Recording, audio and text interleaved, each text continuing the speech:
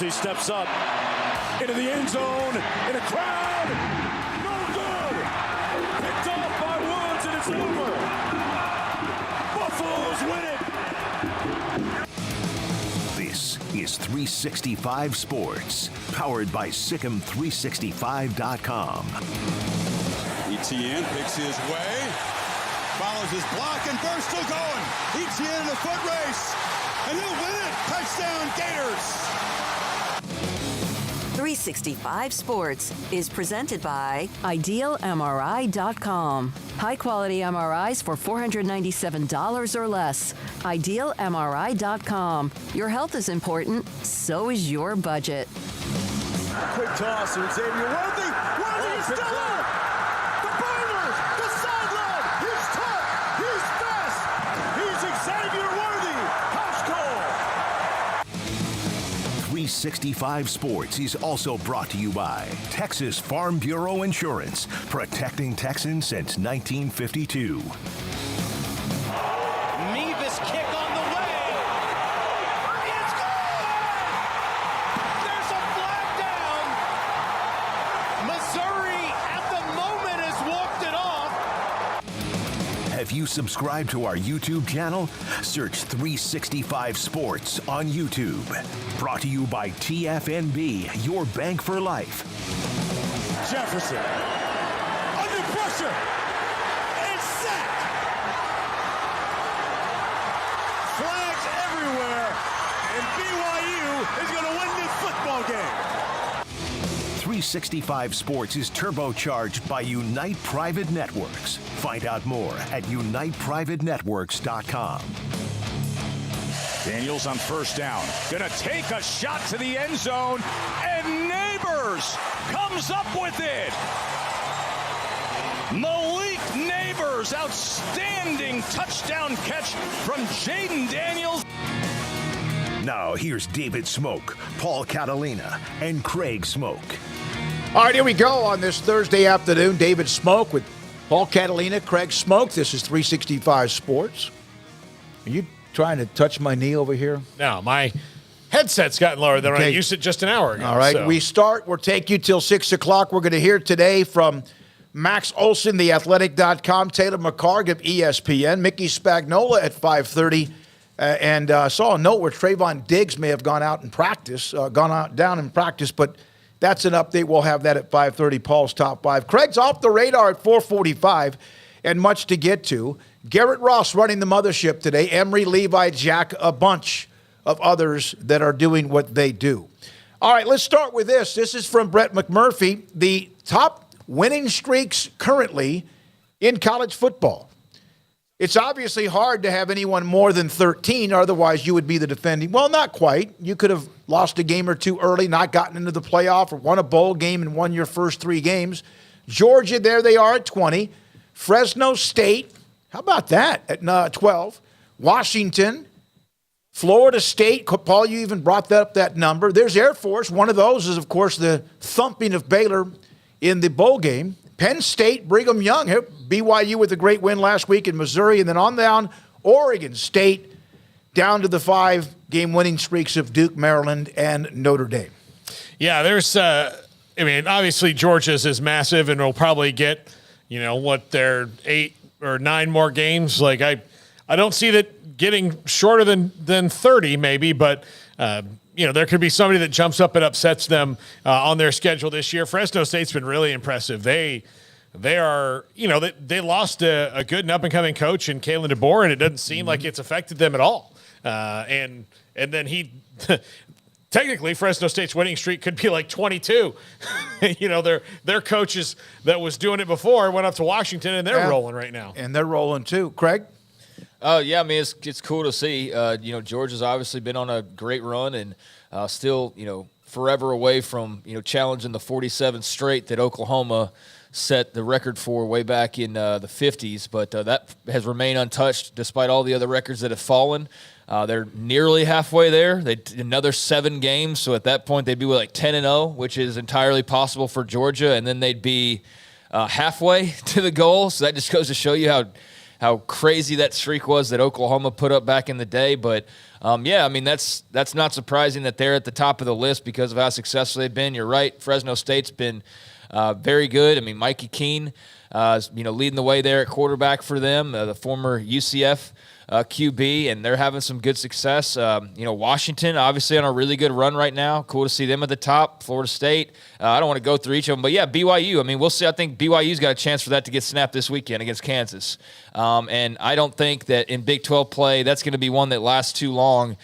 Because I just think that the Big 12 is going to beat up on each other, particularly the way it's set up this year. But, yeah, 7 wins in a row. There's some good momentum with Kalani Sitake and company. Even a down year for them was just 8-4. So they've really got, some great foundation laid. And if they can go beat Kansas and I mean, the streak doesn't really matter in the grand scheme of things, but I am curious to see just how much BYU can continue to pick up momentum as far as Big 12 play goes. So yeah, it's interesting to see that. Well, we saw the losing streak. Baylor won finally and ended theirs, but there are, of course, many games to be played. We're going to have our Big 12 picks and a few others here in a little bit. Also, we pick 5 games each week that is a part of our scoreboard of some of the elite games, I guess you could say, in college football. We'll have those for you as well. Here's a couple of college football quarterback notes. Utah hosting UCLA. I think they were a 4.5-point favorite. There we are with Brett McMurphy. Now 6 points. Cam Rising appears he'll return for the game against UCLA. Kyle Whittingham said that he was full participant in practice last week with no contact. Rising hasn't played, of course, since the ACL injury in the Rose Bowl. Yeah, that changes a lot. I mean, it changed my pick for sure this week when I made it, just because if he's going to play, I think it's going to be different. And I might have more trust in Kyle Whittingham than maybe he deserves, but I think that this was the plan all along, to roll out Cam Rising against UCLA as the conference season started. By far the best offense they've played, so they certainly need him. Even if he's 90%, that's better than what they have behind him. Do I get to change my pick now that we know this news as well? We haven't made him yet. I can go over there and do it. Well, no, technically you guys can change it. Yeah, I think it would be fair if we could, I but picked I don't know. Utah straight up before this, but that makes me even feel better. Yeah, I mean, that definitely played into my decision, but, I'll decide. I might just hang with UCLA because, I don't know, I still feel good about them. But, yeah, I mean, that's great news for Utah. To their credit, they were able to manage the non-conference and get through that using a couple of different quarterbacks. Obviously, their depth got shattered. Rising is a huge part of their identity, and to not have him and to be entering the conference as a 3-0 team, I think it just speaks to the strength of the program and what Kyle Whittingham has done there, and just how talented they are, and their ability to overcome your starting quarterback missing time. I don't care who you're playing along the way. So yeah, they're a ferocious team that's going to be a great addition to the Big 12. They got an incredibly impactful game coming up this weekend against Chip Kelly and the Bruins, and I'm very much looking forward to seeing how that shakes out, and even more so now that Cam Rising's back. I think it's good to have your best players playing in college football, so he's been missing, and now Utah's more of full strength or closer to full strength, and I think that's good for, obviously, them, and good for the Pac-12's the best conference in America talks, and also I think just good for the college football fans. So, yeah, great to see him coming back. Well, Utah was able to survive their game in Waco, but they won. Johnson came in at the end, and, of course, a couple of picks from Sawyer Robertson and won the game. And so now they've been able to get through the early part of it, which was kind of always the thought maybe he would be out for 2 or 3 or 4 games, but just in time for Pac-12 play. The 2-time defending champions will have their quarterback and their heart and soul in Cam Rising back. And then Nick Saban, we know that Alabama's going back to Jalen Milroe. And today with Pat McAfee saying that, what did he say to Jalen Milroe? He has nothing to prove. He's our guy. Now, he started that game with Texas. There were some good moments, but there were also some very erratic moments and, of course, a couple of deadly picks. And it just didn't seem right. So they went to Buckner. It damn sure didn't seem right. They really struggled with that. And so they have to make up their mind that this could be just a big problem. I don't know. Do you think that and he, of course, apparently didn't react well during practices last week, and it was better on game day. But do you think that with now what they saw against Texas, what they saw with USF, why would they not have a package of almost a wildcat? That doesn't mean he can't throw it. but like a wildcat loaded up and try to pound people with Jalen Milroe more often as a runner. I think that's what they have to do, and that's what can keep teams off balance. And I know that you want to protect your quarterback in the run game, but you know whose offense would make sense for Jalen Milroe right now? It's Tom Herman's. Absolutely would. Yeah, he loves running the quarterback. He loves running the quarterback. They might need, Tommy Rees might need to pull a page from that playbook and say, all right, look, this is how you run the quarterback. This is how you run the running game through the quarterback and do that, because that's what Jalen Milroe's strength is. And I get not wanting to create bad habits with him, but if you're Alabama, your goal is to be in the national championship picture, right? Mm-hmm. Well, if you lose one more game, you're not as far out of that as everybody else who has 2 games, but this early in the season, you're reasonably out of it. You're pretty much done with 2 losses, I mean, like in a 14 playoff, that's... I mean, they almost conned their way in there last year. I know, but that's 2 in the first month. Exactly. So you're pretty much out of it. Yeah, and the luster is there with them, but it's not there when you get smoked at home and get beat up at home. And they did by Texas, despite the fact they led into the fourth quarter, or led at one point 16-13. That's not... people are smart enough to realize that's why they're number 12 now in the country, because it's not the same Alabama. Texas proved that, and also even almost USF proved it as well.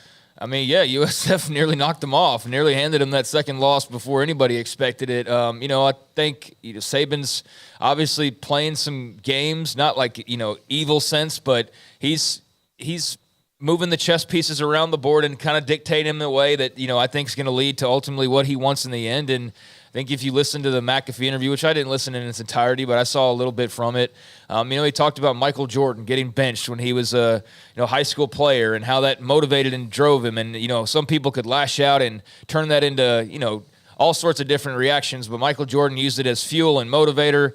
To the point where he was way too obsessed during his career, and still is, with what people said about him. But it did, it was what drove him, and failure drove him. And so Saban's basically saying that he sees that sort of fight and drive from Milroe as opposed to maybe the bad attitude that he had a week ago, and that's a sign that he's making progress and showing the things that he needs to show. So he's now looking at it as a motivator, what's happened, and that Jalen Milroe will be better because of it. We'll see.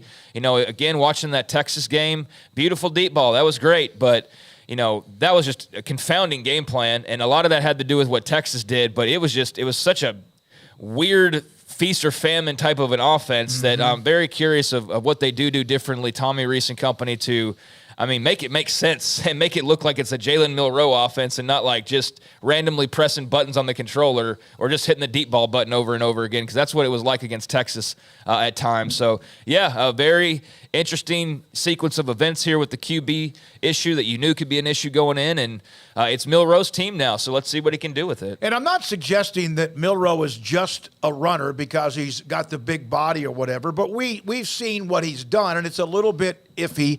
And I don't think it's that he doesn't know how to read a defense. I don't think it's anything about, and a lot of it might be receivers making plays. But last year, he did run for 263 yards in some partial time, had a 77-yard run. He's capable of that. He beat A&M last year. I mean, he was the starting quarterback when they played and won that game. I mean, he's and look, I know that A&M was 5-7, but that was a game that maybe they could have pounced on Alabama, and it was close, but they didn't get it done, and Jalen Milroe did what he had to do to win that game. I think, it's not that he's not a good passer. Well, it's not that he can't be a good passer. He's not a good passer today. That doesn't mean he's not going to be one, but today there are throws that he does not make very well. No. So as it stands today, you have to work around that. Now, there are coaches who are stubborn, stuck in the mud when it comes to calling their offense and what they're going to do. Actually, one of those was Tom Herman. I mentioned, I think that's what kind of undid him, among other things, at Texas, that he never really, used all the talent that he had and kind of ran everything through Sam Ehlinger, and that kind of created a problem in certain games. But you do have to, be flexible and say, okay, look, if Jalen Milroe can't make these throws, then we're not going to call them that much unless we have to. And we're going to try to dare the defense into leaving those throws wide open. That way he can make them. Or we're just going to run things that are going to be successful. Maybe they go back to maybe some more ball control for a little while. Let him be the playmaker running the ball. Get those running backs involved a little bit more and see if they can get something out of them. But because that's what they're going to have to do. And I think Nick Saban's one who's not going to sit around and go, okay, well, we had planned to do this, so we're going to do this no matter what because I know it can happen. I think he'll be, okay, what do we have to do to make this work and avoid doing the things that are going to put him in a position to make mistakes? They've had another week. They know what he can or cannot do. They tried the other options. That absolutely didn't work. And even against Texas, losing 34-24, Milroe made some plays. Sometimes when he had to be impromptu, had to be kind of like make things up a little bit. But he can obviously, but making the 15-yard or whatever out in timing, that seems to be an issue right now. And by the way, his offensive line gave up 5 sacks, even for a guy that can run around the way he can. Yeah, I think we need to chill out and making it sound like some final determination has been made on this guy. I mean, he's barely been a starting quarterback, and yeah, there's some things that didn't look great, especially against Texas. But let's look. He's a starter now. Let's watch him play. Like, we don't need a full-on breakdown of what he can't. Like, let him play. Let's see what Tommy Rees can do. Nick Saban's the greatest of all time. So, if anybody's going to be able to find ways to make Jalen Milroe the best player he can be, I think, between the player and the coaches, they should be able to do that. Will it be enough to live up to Alabama's, every year 10 wins or more? Maybe not. Maybe this is the year where that slides in their 9-3 or something. I know that would be the apocalypse, but damn, let the guy breathe a little bit and let him play some more. So why Saban said what he said. So let's let him play a little bit before we, break him down to the nth degree here. All right, I just sent you something, Garrett, when you can. It's another quarterback story involving Kansas State and Will Howard. We will have our predictions on the Big 12. I saw some of you in the chat room have already predicted games that you are more interested in, and you can do that. We'll be looking at what you're saying, too, and we'll put up our board here at the bottom of the hour. It's 3:18, and this is 365 Sports. So, Kansas State, Will Howard, lost at Missouri. He really was immobile. There were times they brought in the backup to kind of run the ball a little bit, to kind of move the ball just a little bit. He suffered an ankle injury, and he is someone that can help you with what he can be mobile. Colin Klein, the offensive coordinator, saying he's day-to-day. Sounds like it will be a game-time decision. I think they're being honest here with UCF going up next. Avery Johnson, who did well running the ball, he's a problem there. And Rubley will also be ready to play if Howard can't play or can't play every down. Yeah, Avery Johnson's an interesting player. I can't wait to see more of him, in the future at Kansas State. But right now, if I'm a Kansas State fan or just a passionate observer of college football, I want to see Will Howard as much as I can because he's played so well for them. Game time decision is always you never want to hear that because I'd rather just know he's going to be out, than he's going to be a game time decision. You can, have those Willis Reed type moments. Well, there's still 48 hours. I don't know when they play. Yeah, they can gut it out, but you're going to be, he can't, any time that, somebody even gets close to his leg, you're going to be, clutching your pearls because it's going to be nerve-wracking for Kansas State fans. Well, I mean, I think they're just, trying to take it to the last degree and see, 2 days from now if he's any better. And that's understandable. They don't have to make a decision on Thursday afternoon. So, I don't think it sounds great. You'd love for them to be able to just go ahead and say, hey, he's ready. But then again, if he was, would they say that? No, they probably wouldn't, would they? They'd want to let UCF sit there and have to sweat it a little bit. So I'm sure, they're preparing for Avery Johnson. They're preparing for every possibility. Avery Johnson's, the exciting freshman. So with guys like that, there's always a bit of a buzz about what they can do, but there's also, some growing pains that can come attached, and especially when you compare it to what Will Howard and what we know he can already do, that's a big loss no matter what. So yeah, that's the huge question mark entering this game. Hopefully Will Howard can play because, again, you want everybody at their best in these types of games. If you're a UCF fan, you're like, I'm sure you'd like to say, just beat up K-State head up. But, hey, if you get Avery Johnson, that's not a bad deal in your first trip to Manhattan. So, yeah, that's an important storyline that I guess we'll figure out, on Saturday. But he was clearly hobbled and not at 100%. And if he can't run the football, he's not quite as dangerous as he is otherwise. And so it's like with Sawyer Robertson, except for Sawyer's not nearly the passer that Will Howard is at this point. But if you take away the run game, it's not quite, as dangerous for the opponent. So, that's a major story to keep an eye on. Well, here's also another note. They don't play till 7 Saturday night against UCF. They're at home in Manhattan. So there's no trip to deal with. So you have 48 hours. You have actually more than that. So you never know how much treatment, whatever it is, heat, ice, whatever they can do. At the TENS machine, whatever they can to try to see if they could get him more mobile. Now, we don't do a lot of NFL. We do cover the Cowboys with segments with Mickey Spagnola, and that comes up at 5:30, and he'll help us get more information. But this is news that is breaking news because Trayvon Diggs, their all-pro corner, is feared to have suffered a torn ACL today at practice. That is not confirmed, but that is the fear from insider Jordan Schultz. And listen, they're loaded. Their defense is fantastic. He's not just an interception machine. He also creates turnovers in other ways, but that is a story to kind of watch when it comes to the NFL with the Cowboys off to such a fantastic start at 2-0 with Arizona coming up this weekend. And with the Cowboys, we know how they are with the injuries. Now, if it's a torn ACL, if that ever actually is confirmed, then obviously he is out for the rest of the year. Yeah, it's bad news. Paul, you holding back tears over there? I mean, I'm bummed. He's one of my favorite players to watch. I mean, in the league because he's so exciting, and then he takes risks. He does at times take risks and gets hurt with them. But he had a pick the other day. Well, and he's just everywhere. And he's gotten better each year with some of those things. And so far through this year, he hasn't been burned anything. I mean, they've given up one touchdown, to Garrett Wilson, who just boogied after he caught a pass. So that was kind of on everybody. But yeah, he hasn't given up anything this year. And he was on his way to having maybe his best total year as a cornerback, and now tore his ACL in practice. Is super bummer. Yeah, that's from all the other insiders in the NFL. Those who cover the Cowboys. Mickey will join us today at 5:30. Yeah, that's terrible news. One of the best players in the league, one of the best Cowboys players in recent memory, huge star for them, and that's awful. I mean, especially given the way they started off the season. That's what could derail the Cowboys? That's the kind of stuff that could derail the Cowboys. Injuries. That's about the only thing I see derailing them. 2 weeks into the season, yeah. It's about the only thing I see derailing them, but that is what could possibly knock them off course. So, yeah, that's that's losing Dak on offense is what you just had happen. I mean, maybe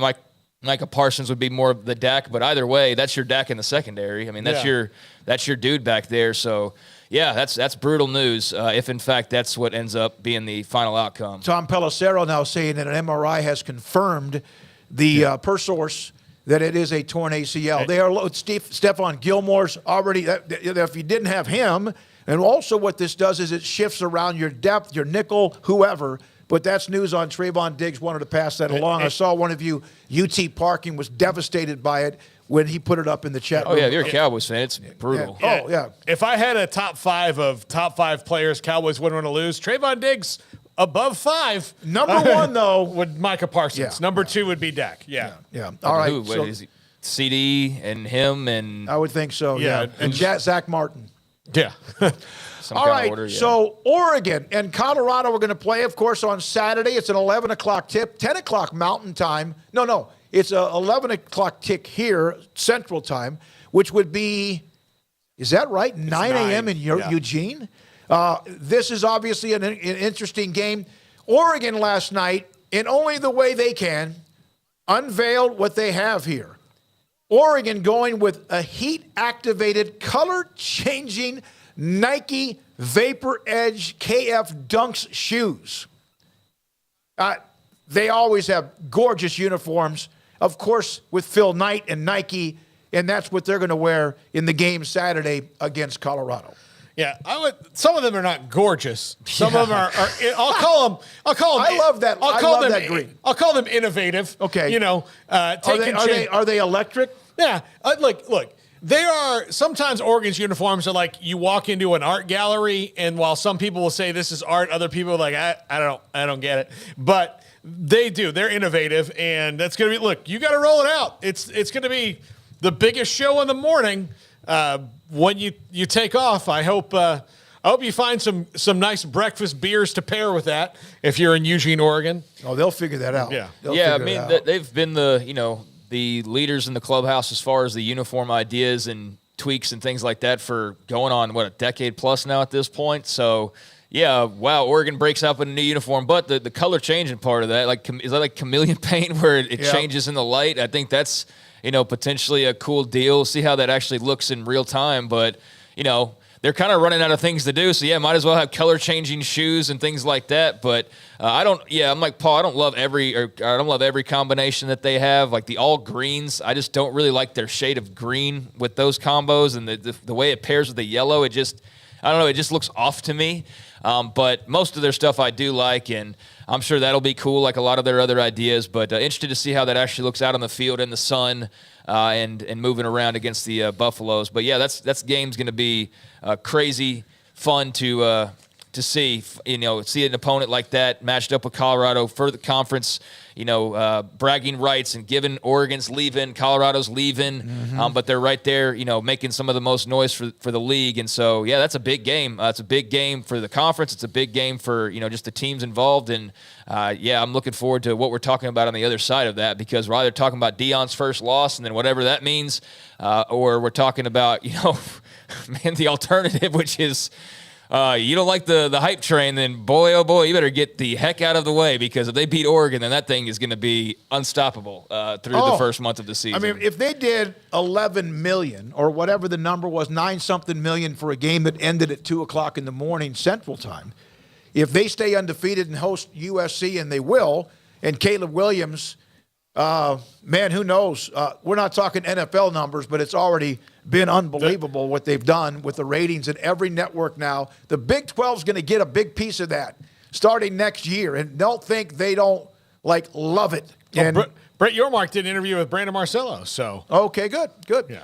All right, now, speaking of uniforms, last night on the coaches show at Rudy's Barbecue on 35 in Waco, Baylor football coach Dave Aranda was asked by John Morris, who's the voice of Baylor, about what uniform color he would prefer. Now, I'm just going to touch on this. I mentioned this because of Oregon. He actually said anthracite or black. And, of course, all that's going to do is fuel the fire of fans who want that.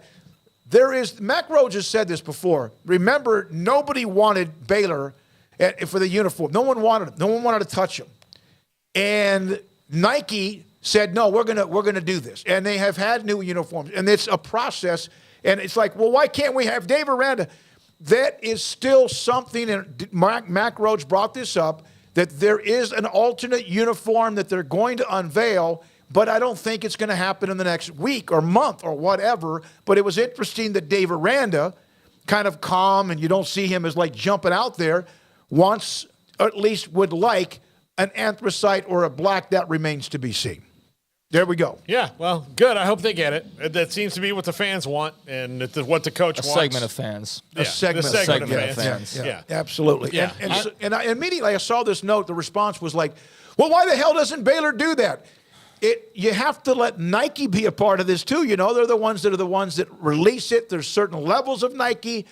And so that's all. I wanted to bring that up only because he did bring that up last night on the coaches show. I mean, I'd be glad to just see it just so people shut up about it, honestly. I mean, it's become the longest running, dumbest conversation. I get that you want alternatives, especially the younger folks who didn't get to experience. They only see the pictures from back when they were wearing all these cool uniforms, and they want something different. I get that, but it's just like children knocking at the door incessantly at this point. You know what I mean? Yep. It's just it's constant and nonstop, and there's people I just got a tweet not that long ago, and I won't even mention who it's from, but it's some screen grab from an article, and it's talking about how the deal came together, and it's trying to blame Jovan Overshown for why they don't have the right and it's just man, do you have any here's the disconnect is a lot of the people leading the charge are too young to understand why the black uniforms are so taboo for people. Because they weren't here when this place was at its worst. They showed up after the fact, after Matt Rule had kind of picked it up off the ground, and they just don't know why there's not black uniforms. And when you try to explain that, granted, you could say, well, okay, that was then, why don't we turn the page? And that's fair, but it's not like there's no reason. It's not like the administration's just saying, well, we don't like our fans, so we're just going to make them suffer. No, there was some thought behind why there wasn't that combo per se to begin with. And is it time to now maybe go back and change that? Sure, but like, my gosh, this is just like never-ending conversation. And when you give them the black uniforms, well, that small segment, because I don't think it's like the overwhelming segment of people. I really don't. I think the majority of people really do not care as long as they're winning football games. But will that be enough, or will then it be like, well, where's the all white? And so hopefully they can come to some sort of a middle ground where maybe there's a black uniform and we just appease those who have wanted to see that, or we, freshen things up and we bring that back and don't get so worried about, the history and what people might try to connect that to, like with the Art Browse teams, because that's the big taboo thing, right? Yep. Is that they were wearing black and anthracite and all that when that was going on. And so it's been like a little bit of, well, let's go away from that. And there's kind of slowly, but too slowly for some, going back to the cooler stuff of alternate uniforms. But it's not as though like they're sitting there trying to punish the fan base, or, this particular person's a fuddy-duddy and they don't want any fun. And I see that, and it just kind of pisses me off because, those are people, right? Like, you're sitting there just knocking people for these decisions that you have no idea what goes into them. And it's not as simple as just, hey, let's go grab the black jerseys out of the closet. I think that they've all, a part of this story have allowed this to become too much of a thing, like almost bigger than the Texas game this week. And I just think that's really silly. And maybe I'm wrong, but I feel like I've heard more uniform talk than I've heard how can we beat UT talk. And certainly not on my end. And so I just would love for this story to reach a resolution. If they've got black uniforms, great. If they've got anthracite uniforms, cool. I'd like to see them freshen things up as well, because I don't think that they're really using the amount of potential swagger that they could have. And I think they're a program that's in desperate need of it. But at the same time, like just the temper tantrums that I've seen in some cases, grow up. I mean, it's not the end of the world if they don't have black uniforms. So, point the finger wherever you want to. You can point it pretty much in every direction. But my gosh, can we find a resolution and move on from this to actually focus on the football season that's in front of us? That's something I understand, especially, the younger folks, they want to see cool uniforms. But it's not as though that was just like them trying to ruin your party and not have any fun. Ron Lowry made the comment that if he's worried about uniforms, it tells you they'll lose big. He's not the one that brought it up. No. He was asked a question from the audience during the show, and I brought it up because of Oregon. Thank you, Craig, for unleashing, because if you don't, I will, or all of us will. We're done with it. It's over. Now we move on. And our predictions, speaking of the football games, by God, we'll do that. Our predictions on the Big 12 and more, and yours with us. This is 365 Sports. Stonewood Dental, you know the story. I didn't take care of what I have when it comes to my teeth, my dental work.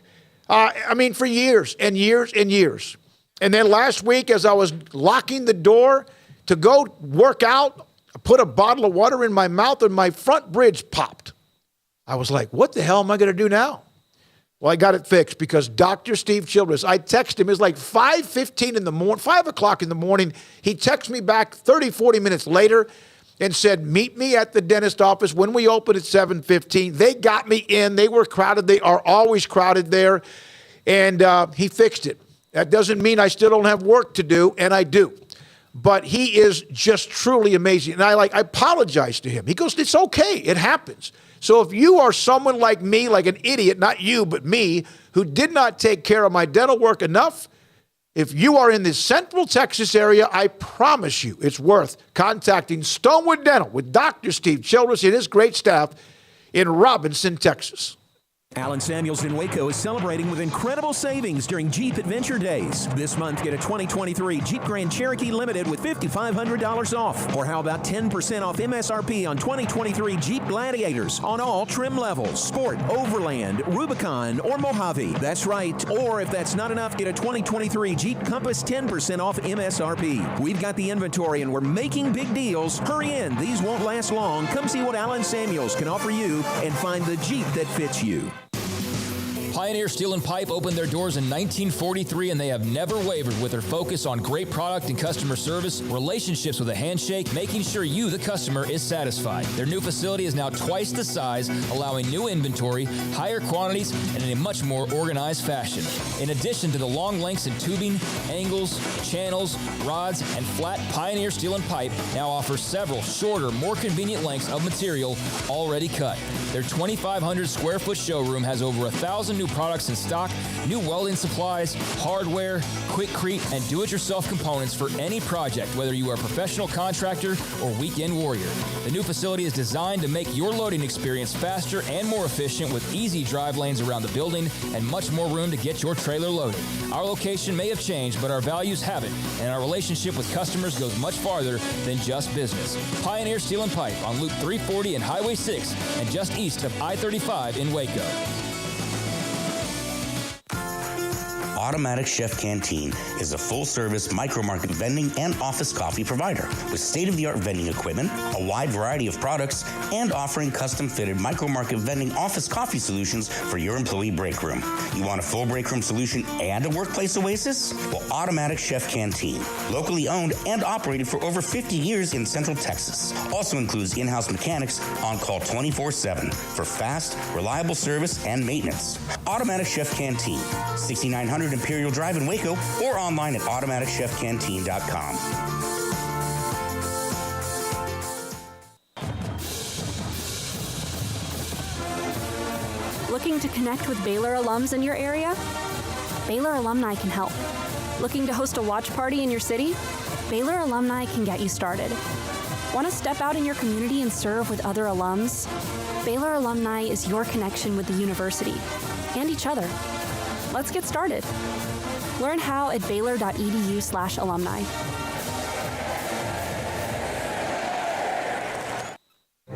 Stepping into a new pair of boots is great, but stepping into the boots of a U.S. Army officer can also add confidence and leadership skills to your son or daughter's career path. There are more than 150 occupational specialties to help them find the best fit for their future. See all the things your son or daughter can achieve in our boots at GoArmy.com.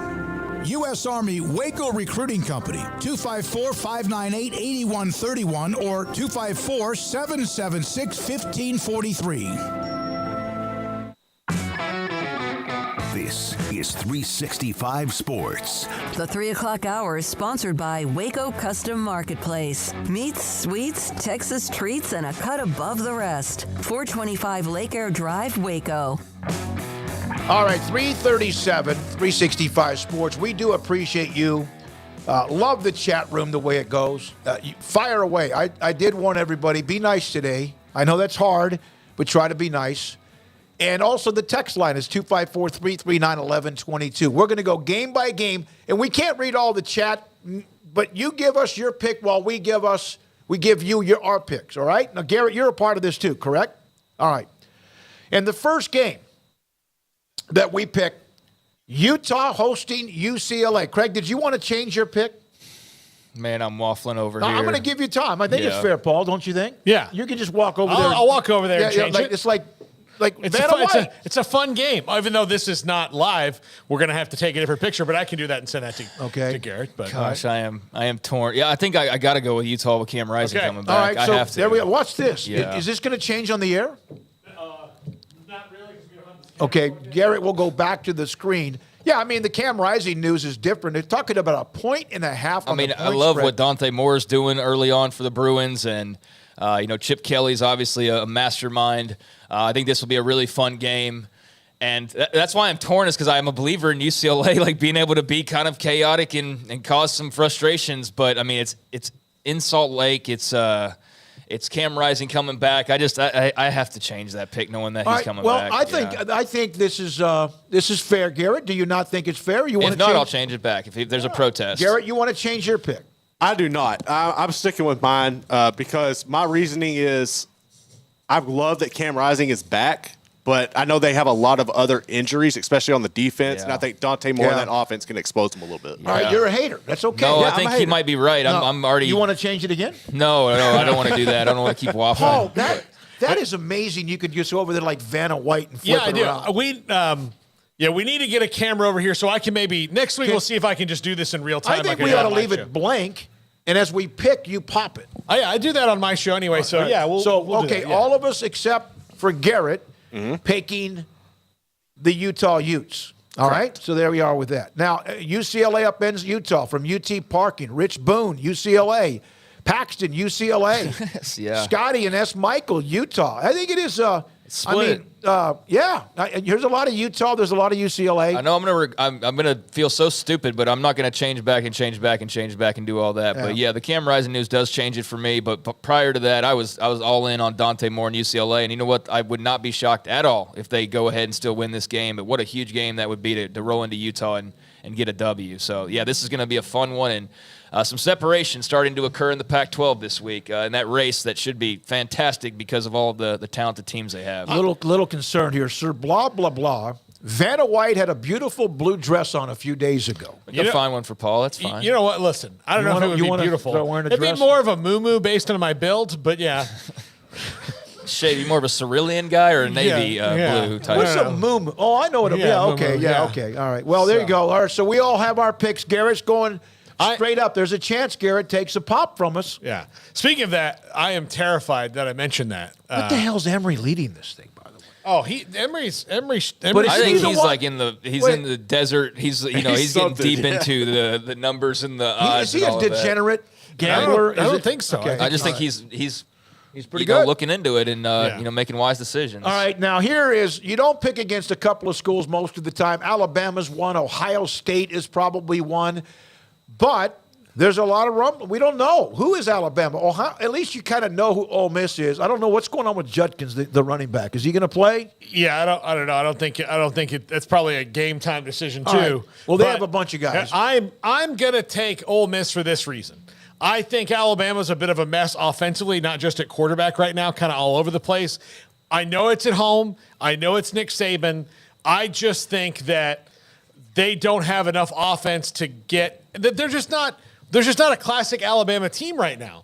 And they can probably fix a lot of things faster in 1 week than most people can, but they have not looked good the last 2 weeks. I don't think that starts now. I think Ole Miss gets them. It's probably closer than a lot of Ole Miss fans would like, but I think they roll into Bryant-Denny and get the win. Paxton, Saban's pissed off. Rich said Ole Miss 31-28. So there we are. Craig, you're also – everyone, I picked Alabama. I just can't imagine – I can't imagine. I understand they're not the same, or at least they have weaknesses. But I think that Saban, with the Milroe decision, is, damn it, this is what we're going to do. But I don't still trust whether their defense is going to create things like we're used to seeing, including sacks, et cetera. But I'm still taking Bama.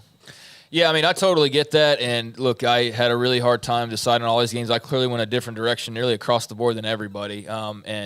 That's probably why I'm in last by. Although I made up some ground last week, had a much better week 3. But I think I've been influenced by the media coverage this week and just the constant battering of Bama's down and this and that. And I think mostly, though, I've been influenced by the confidence emanating from Lane Kiffin and company. Like, I know there's mind games, and I know even if you're down, maybe you're pretending that you're not. Like, there's definitely a mind game thing going on here, but I think Ole Miss is confident for a reason. The Judkins thing does worry me. I just looked, and I haven't seen any update. But that was like 4 days ago when they announced that he was doubtful, so I'm sure they're keeping that pretty close to the vest, or I've just missed it. I'm not a believer in the downfall of Alabama, but I do think Ole Miss has the better options at quarterback, and I do think that Kiffin's confident for a reason. I'm not fully confident in this because I know what you're talking about with the Alabama and just like being. I mean, I totally get that, but it does seem like there's some things in the air that makes the Ole Miss talk legitimate. And so I'm buying into it for at least this week. But man, not often I'll ever pick against Alabama. Alabama was still really good last year with the 2 close losses. LSU and then what was it? Is it Tennessee? They beat Ole Miss last year 30-24, so it was competitive. Yeah, I expect a competitive game either way. And Ole Miss has got some dudes now. I'm going to take out here. There's a time now, probably now after this, if they were to fall to Ole Miss, that may be a couple other games. I say, okay, no, I just am one of those, but they don't look the same. Okay, so Craig and Paul and Garrett have Ole Miss. Emory.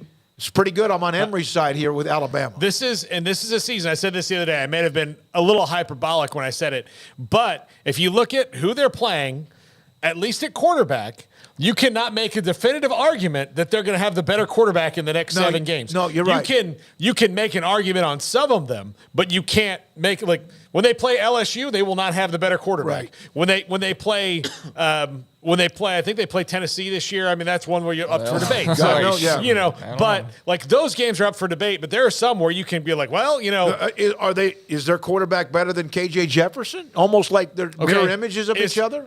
Would you rather? If you ask Nick Saban right now, if you fill them full of true serum and put them on the lie detector, and you said, would you rather have Connor Wigman right now or Jalen Milroe? I bet you would take Connor Wigman. Maybe more of the workmanlike, mechanical. I think so. Yeah. All right. So there we go with that. Down the field, throwing the ball, not just like 65 yards or nothing, basically. Yeah. So then this one here, which I hope is the highest rated game, it won't be, but I hope it is. And God bless both Washington State and Oregon State for living up to, like, they're angry. And then they don't like each other anyway. So across the board, well, what a great logo. The Beaver. Where is Clint Moses on the chat room here?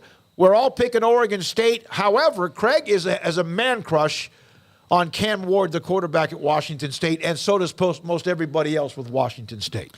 Yeah, I mean, I'm just going for something a little bit different here. I mean, the Oregon State picks, I mean, make all the sense in the world, especially when you look at their lines. They'll have an advantage there. They're at home. Like, it doesn't make a lot of sense to pick Washington State, honestly, but also that's probably why I'm in last place. But I am a believer in Cam Ward. I think that this will be an exciting game, and I think, even if you look at the desert, the folks have this as a field goal game, I think maybe is what it is at this point. So a lot of people expecting this to be close. And, yeah, I mean, Oregon State's a smart choice, I think, but I just at some point the favorites don't win every game. You know what I mean? And so this is a game where I think it's going to be close enough, and it's one of those where if you're going to get in a shootout and you're at home and Cam Ward's feeling it, I think that there's a great opportunity for an upset bid. So yeah, that's why I went with Washington State, just Cam Ward and playing in Pullman. Oregon State hasn't lost, and DJ Ukulele is playing well, right? I mean, he's playing well too, which is pretty cool because of where he came from and what they've done at quarterback. So there's that. Now, there's another school you never pick against, and I mentioned this. Ohio State is one of them, and I would rarely do this, but with Hartman at quarterback at Notre Dame, their explosiveness is much more obvious, and they can get into a shootout if it becomes a shootout. All of us take Notre Dame. Craig is going with the Buckeyes, and again, you can't argue with that. It's kind of like me and Emory taking Alabama. Well, this is a weird thing because Notre Dame has the better and more established quarterback. Ohio State has them at the skill positions, no doubt. Yeah. But Notre Dame is relying on some true freshmen to do that. I just think at home, Sam Hartman, super efficient quarterback. This game's going to be close. That's really been the difference when Notre Dame has played these games and close games lately is they really haven't had the better quarterback than most of the teams that they play in any of them. So here you've got a situation where Notre Dame has the more established quarterback. Sam Hartman has been there and done that and won a lot of close big games. I think they get this done. My big matchup in this one is the Notre Dame offense against that front seven of Ohio State. How much better is Ohio State's defense? It's been their Achilles heel for the last couple of years since Ryan Day took over, really. And can you run right at them again? If you can, Audric Estime is going to have a big game and Notre Dame's going to win. All right, Mr. Guy, Allen, all say Notre Dame. Cougar tracks the Ohio State wins. And then randomly in the middle of all that, Jesus said SMU sucks.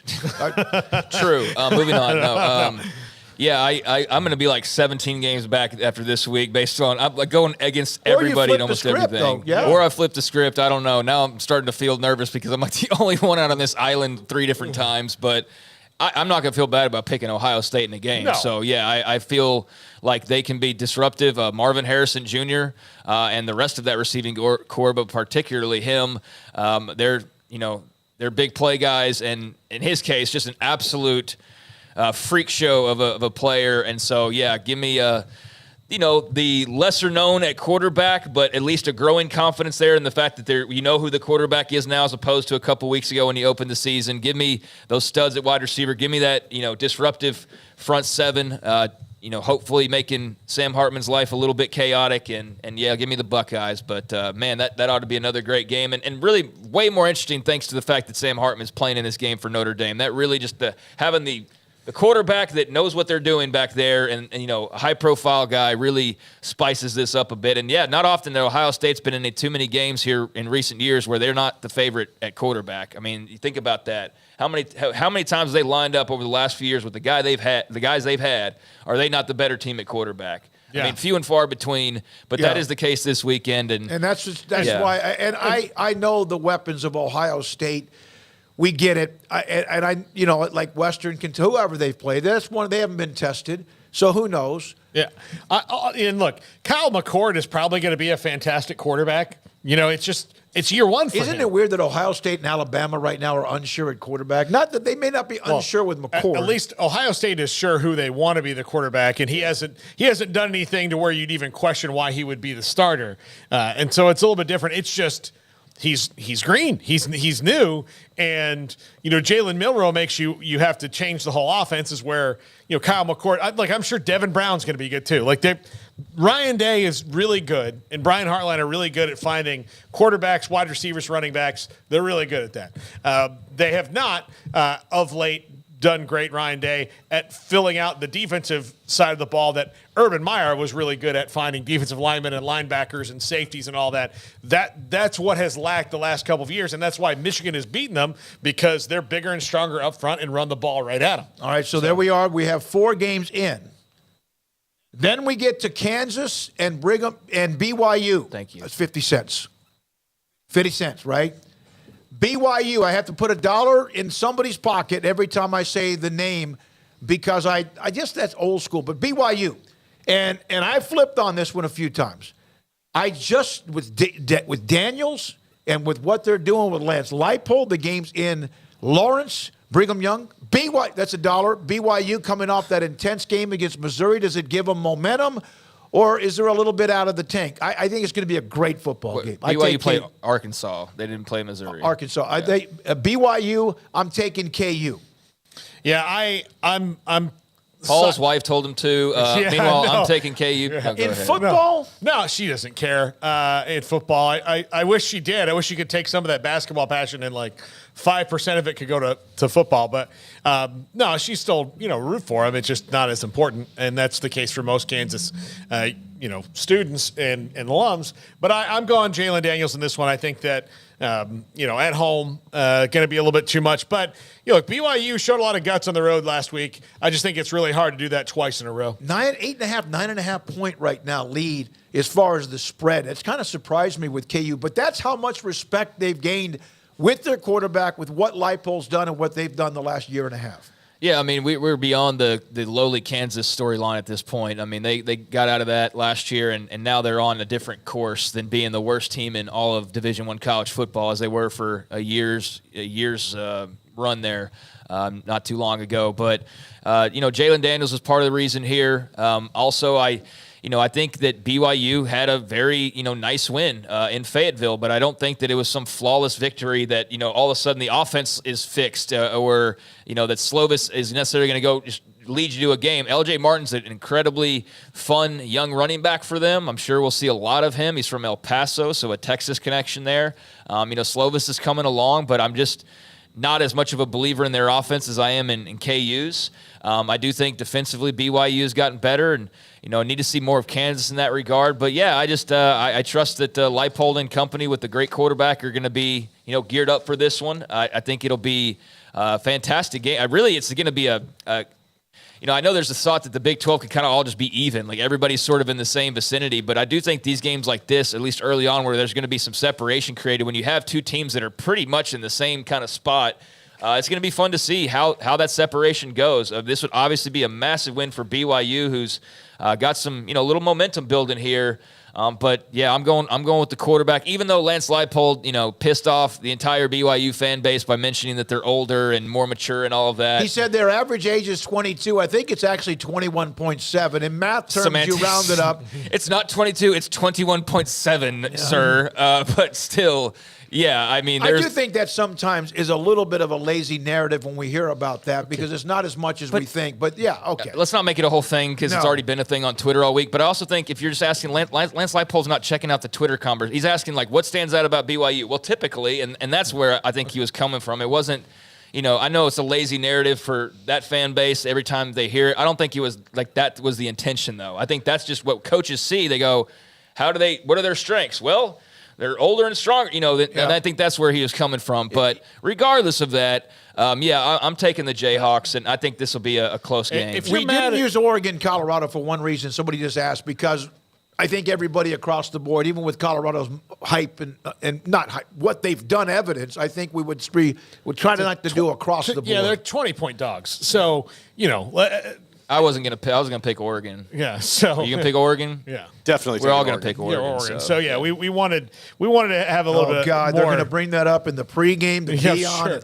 No. Well, bring it up in the postgame if you win. Yeah. But if they don't, then we're gonna hear about it. No, let's see how that game goes. All right. Let me ask you this: if you were a 21.7 is different than 22, if you were laying on the street and I started kicking you, and I said, I'll give you the offer of 22 kicks or 21.7, would you know the difference on the 0.7 kick? No, because after about one or two, I'd be numb anyway.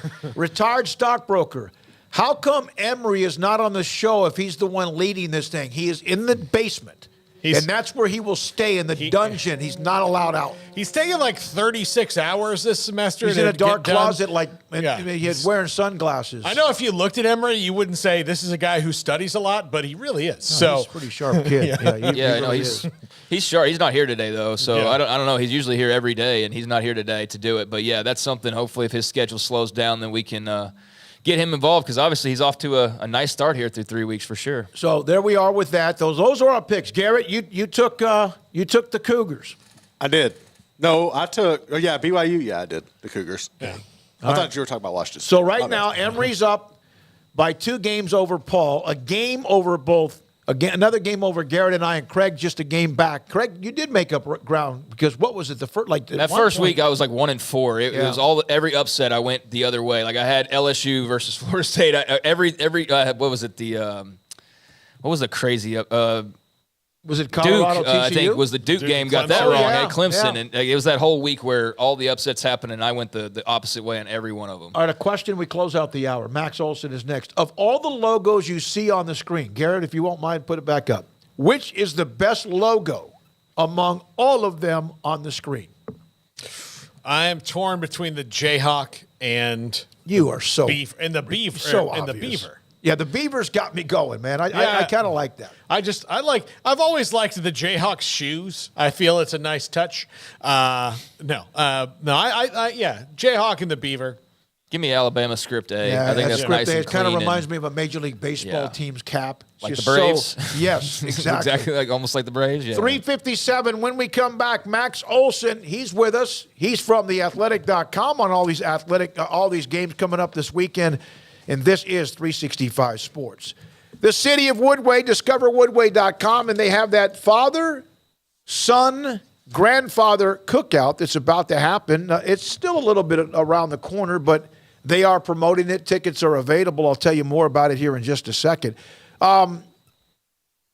They have hotels. If you're coming to Waco for a game, for example, it's already too late, Texas and Baylor on Saturday night.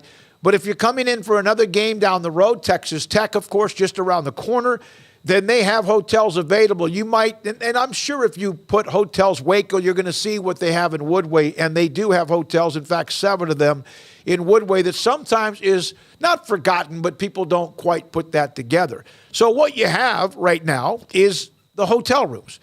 All the tourism that's coming through the city of Waco with the silos in Magnolia and Balcones and whatever else people are doing. There's always events, even on the Brazos River and many other places as well. So there's that father-son cookout that's coming up. It's in October. Father-son cookout. It's the first time they've done this. October 21st from 11 until 1. Double All Burgers is going to provide the food, or at least the burgers to cook. And also you have tickets available by going to discoverwoodway.com. It is on October 21st, 11 to 1, $20 per ticket, discoverwoodway.com. Cars priced right, day and night. Average your car in Texas. Trucks built for you, red, white, and blue. Average your car in Texas. Cars that zoom with lots of room. Average your car in Texas. Count on us, a dealer to trust. Have Richard Carr in Waco, Texas. Pizza, burgers, and Bears football. There's no place around Waco that serves them all other than Bubba's 33. Come show your green and gold and enjoy some of Waco's best food and beverages while watching your favorite team, the Bears. When real Bears fans get hungry, Bubba's 33 is the #1 spot for ice-cold drinks, hand-stretched, stone-baked pizzas, and bacon-infused burgers. Join us for indoor or patio dining. Bubba's 33, Waco's restaurant and proud supporter of Baylor Bears football. Sick 'em, Bears.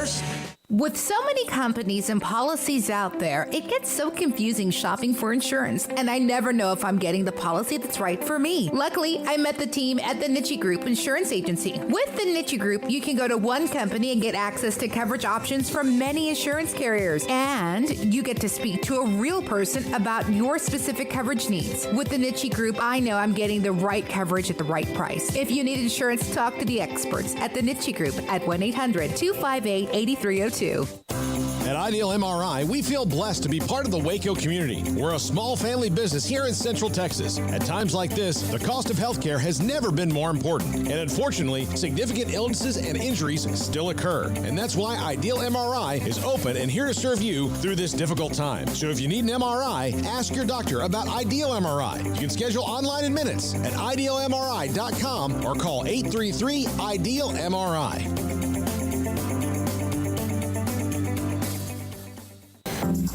Waco Regional Tennis and Fitness on Lakeshore Drive is a premier, elite, life-changing experience where you can change your mind, body, and soul.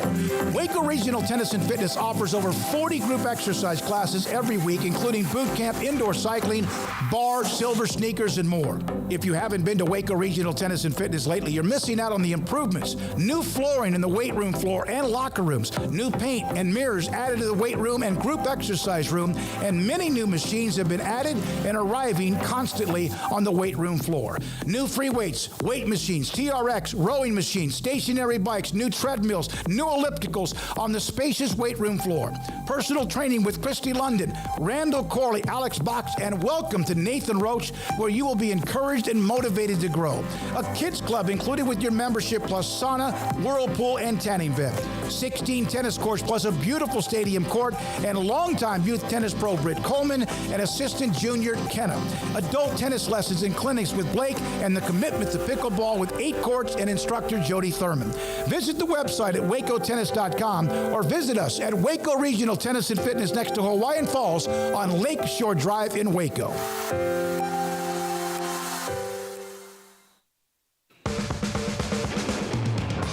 This is 365 Sports, powered by Sikkim365.com. Enjoying the show? Hit the like button and subscribe. College football with one heck of a weekend. We've discussed a lot of the games throughout the weekend. Even the Big 12 have a couple that you're looking at. And we just mentioned KU and BYU, among others, and Max Olson, theathletic.com. So, Max, let's start with Alabama. We've seen the struggles they've been through. Ole Miss can score. They're going back with Jalen Milroe. Are they kind of a mess right now? There's not really sure who they are? Yeah, the commentary from Nick Saban this week has been interesting. I think I saw just today he was saying, Jalen Milroe's the guy. Nobody's questioning that. We have a lot of confidence in him, and I didn't really feel that way a week ago. But I think they're trying to build him up and try. Maybe that USF game just kind of proved the point that, hey, this is the best option, and there are some things that he can do really well in some ways in which the offense is limited, but it beats the alternatives in terms of what they've got in the room. So I'm fascinated to see how they respond to the challenge this week, because I think Ole Miss is good. And I think that, look, it's still Alabama. Ole Miss is still going to have to do a ton of things right. And Jackson Dart, if he doesn't take care of the football, then this game can get away from them. But this is an Ole Miss team that I'm sure smells blood in the water here and feels like this is their chance to get over on Alabama. And we know Lane Kiffin is going to be bringing the kitchen sink for this game. So this is it's an incredibly interesting game, and one that, if you're not really sold on this Alabama team yet, and I know I'm not, you're really curious to see how do they show up this week. I know that quarterback is the most glaring issue that they have, Max, but around it, like they've been able to win with quarterbacks who were kind of just a guy before. It seems to me that this is also intersected with the fact that everything else isn't as good as it was at Alabama before. Yeah, they were talking. I mean, I saw a comment from Nick Saban this week about, the cake, comparing it to the situation to a cake. And yeah, the cake went in the oven, we took it out, and we put it back in the oven. We think it's ready now. It's like, what about the frosting? I don't think that, when they had lesser quarterbacks during their dynasty run, you still had a Derrick Henry, or you still had these guys that you felt like you can lean on to be the offensive identity. Certainly in 2020 when they won the title, Mac Jones did a great job of distributing the football, but it was a freaky group of receivers, obviously. And so, I think part of it is just really questioning, do they have, I think you've seen some flashes from Jason McClellan and Roy Dale Williams, and they certainly have blue chip type of guys at receiver and stuff, and the offensive line has to improve. I mean, that's going to have to continue over the course of the season, but I agree. I mean, there's you can definitely question the supporting cast as well. Max, in a battle of the Pac-12, I guess, survivors, come the end of the year, Oregon State and Washington State are the leftovers, or last minute. Guys, we got breaking news here. What's that? Lincoln Riley has lifted the suspension on the reporter. Oh, okay. We'll get to that. We will get to that. Justice for Luka Evans. He's back. All right. That is very interesting news. We will. Okay, we will sorry, get go to ahead. That. No, yeah. I mean, but staying in the Pac-12, I mean, the two teams that are still without homes beyond this year, Max, squaring off at a top 25 matchup.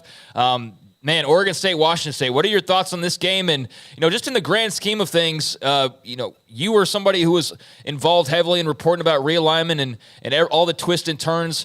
Where do you see these two teams at this point on the field, but also the off-the-field part of it as well?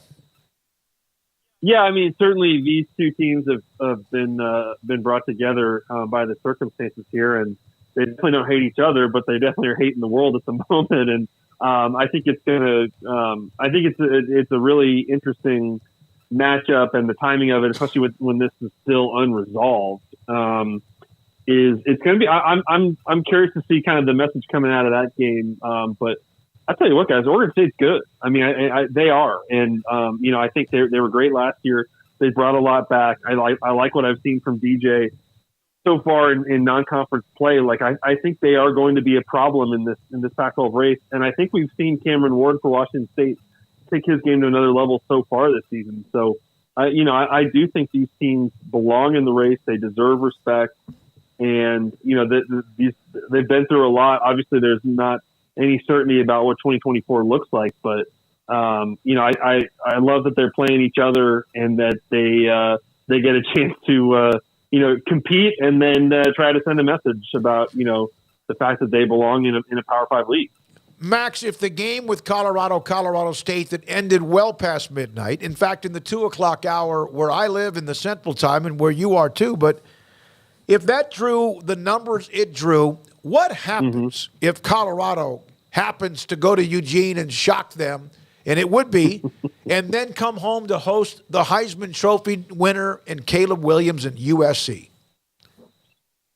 Yeah, pretty unbelievable. And I think we all thought the TCU game was going to go a certain way. So when you see the lines like 20 again this week, you're like, okay, well, it's probably a little high, right? I mean, I think there are reasons to be a little bit concerned about, like, some of the matchup disadvantages that Colorado has against Oregon. But you're totally right. There's something pretty magical going on in Boulder. I got to see it myself with the Nebraska game, and this is something that you're seeing, like, just the attention around it and the interest around Deion Sanders and Colorado and the Coach Prime effect and all that. Like, it feels like when you see those overnight numbers for a game against Colorado State that everyone should be sleeping during. Like, clearly this is, like, it's not just the biggest story in college football and sports, but it's, like, kind of transcending sports at this point. Like, more people are interested in it that have, no stake in Colorado whatsoever. So, if they were to pull it off, I mean, that would just be pretty unbelievable. And I know from talking to him this week, Ray Yormark is pretty thrilled by what he's seeing from Coach Prime and what they're bringing to this conference next year. Yeah, he's just licking his lips, I'm sure. Excited about the feast of ratings that's going to come to the Big 12. Max, Notre Dame and Ohio State is an interesting, it's a huge, two premier blue blood matchup. And Notre Dame's not been great in these kind of big games lately, but they actually have they definitely have the experience advantage. They have the experience advantage at quarterback here with Sam Hartman versus Kyle McHargue. Is this one that maybe Marcus Freeman can hang on the mantle after it's all said and done? Yeah, you can question the quality of competition Notre Dame has played through their first 4 games, but I think they've been really impressive, really consistent. And Sam Hartman is playing as good as advertised for sure. He looks like he's got a really steady control of what they're doing in their new offense, and I feel like he has been one of the best quarterbacks in the country. And I know Ohio State pulled away and put up a ton of points against Western Kentucky last week, but overall, I'm not sure it's been the most inspiring start by Ohio State. And I think if you're a Notre Dame fan, you're probably talking yourself into the real possibility you can pull this off. That this is Ohio State is still kind of figuring things out with Kyle McHargue, and the defense has been excellent. I think it will be excellent again this week. But I think that if you're a Notre Dame fan, you're probably pretty optimistic and kind of like your chances based on what you've seen from your team and what you've seen from Ohio State this week. I lean Ohio State. I think Jim Knowles is doing a great job with this group, and is going to make it difficult for the Irish to put up a lot of points. But wouldn't be shocked if Notre Dame pulled it off. And honestly, if they win that game, I know we've had Texas and Florida State and some teams rise up really quickly. You're probably talking about Notre Dame as are they number 2 or are they number 1? Where do they belong at the very top of the rankings right now? Max, here in Waco, we're going to have Baylor and Texas. Obviously been a very rough start for the Bears and Dave Aranda. Yep. UT had a little bit of a letdown last week, I think is fair to say, post-Alabama. But seeing some of Texas' flaws, is that concerning to you that the offense is kind of big player bust and that the running game maybe hasn't quite got going? Or is that just something of, they're so explosive and talented elsewhere that those are the types of things they can overcome? Yeah, I think that the Rice game and the Wyoming game, you look at them, and look at Alabama to some extent too, but that's a different kind of matchup, obviously. But the Rice and the Wyoming game, I think the kind of consistent thing there is I think Sark not really loving what he's seen in terms of offensive rhythm and consistency drive to drive. And, it hasn't looked great at times despite how talented they are. And so I think there's still kind of the identity, you saw some really good things against Alabama with the big play passing, with the ability to finish the game late on the ground. But I think Texas is still we're not to the point now where Texas can just show up and put up 40 points. I think they're still kind of getting this thing figured out here. And so I on the Texas side, this is kind of probably a take care of business kind of game for them, but I can see it being pretty competitive because you just haven't really seen them show up and drop a lot of points on somebody and really kind of put that fear into people yet. So I think Dave Aranda will have some interesting answers for them that they haven't really put up a ton of points on his defenses when they've played. And I think it's a good test to just see is Texas legit. All right, who is leading the country in stop rate? Stop rate, we will have that out next week. Right now, I thought you came out. I with know, it this week. I know. Yeah. Well, the way we do it, I look at it in terms of games you played against FBS opponents. So there's just a lot of teams that have only played 1 or 2 so far lately, and so right now Ohio State and Michigan are at the top of that list. Who's been really impressive though, and is in the top 5 right now is actually Oklahoma. And look, you can chalk it up to quality of competition, but I think they're feeling a lot better about what they've got defensively so far. And they got Cincinnati this week. I think that they're probably going to. I think they're well positioned to be undefeated going into Red River and be a real factor in this conference race. Max, you and Ari went to North Carolina. Yep. You went into the Jordan sneaker vault, sanctuary, whatever it is. Did you try to make off with any? And if you could have, which ones would you have taken? I did not try to make off with any.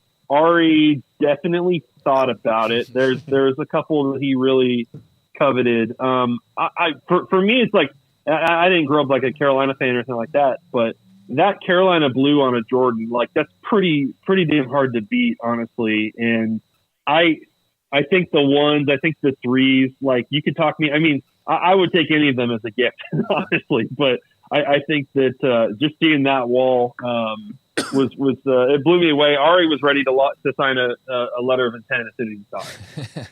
Yeah, no, I mean that had to be very, very cool, and obviously Max got a good thing going there right now. But yeah, I know what you mean. That's iconic. The jump man. What is it for you guys?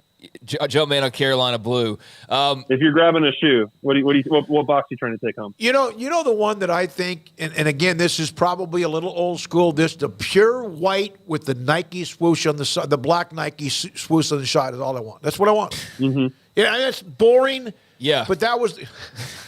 That's the original. The only thing is they get dirty pretty quick and scuffed, and that's not good. I would because I wanted them when they came out. Even though I was a little kid, I want them once. The Jordan one, the very first ones. The ones I just mentioned? That's a great call. Yeah. Great call. All right. I want high tops, though. I like the 3s, the 4s, and the 12s. Those are the ones that I like quite a bit. But, that's, I think, where I would go. Love it. Max, the USC situation that you brought up at the very beginning, let's circle back to that. I just saw the statement that USC released from Lincoln Riley where he basically said that both sides could have handled it differently. Obviously, a young reporter just trying to, do his job, but also learning, and a coach who should probably know better and how to handle this, But what do you make of what went down in Los Angeles and how it's now been handled here a few days later?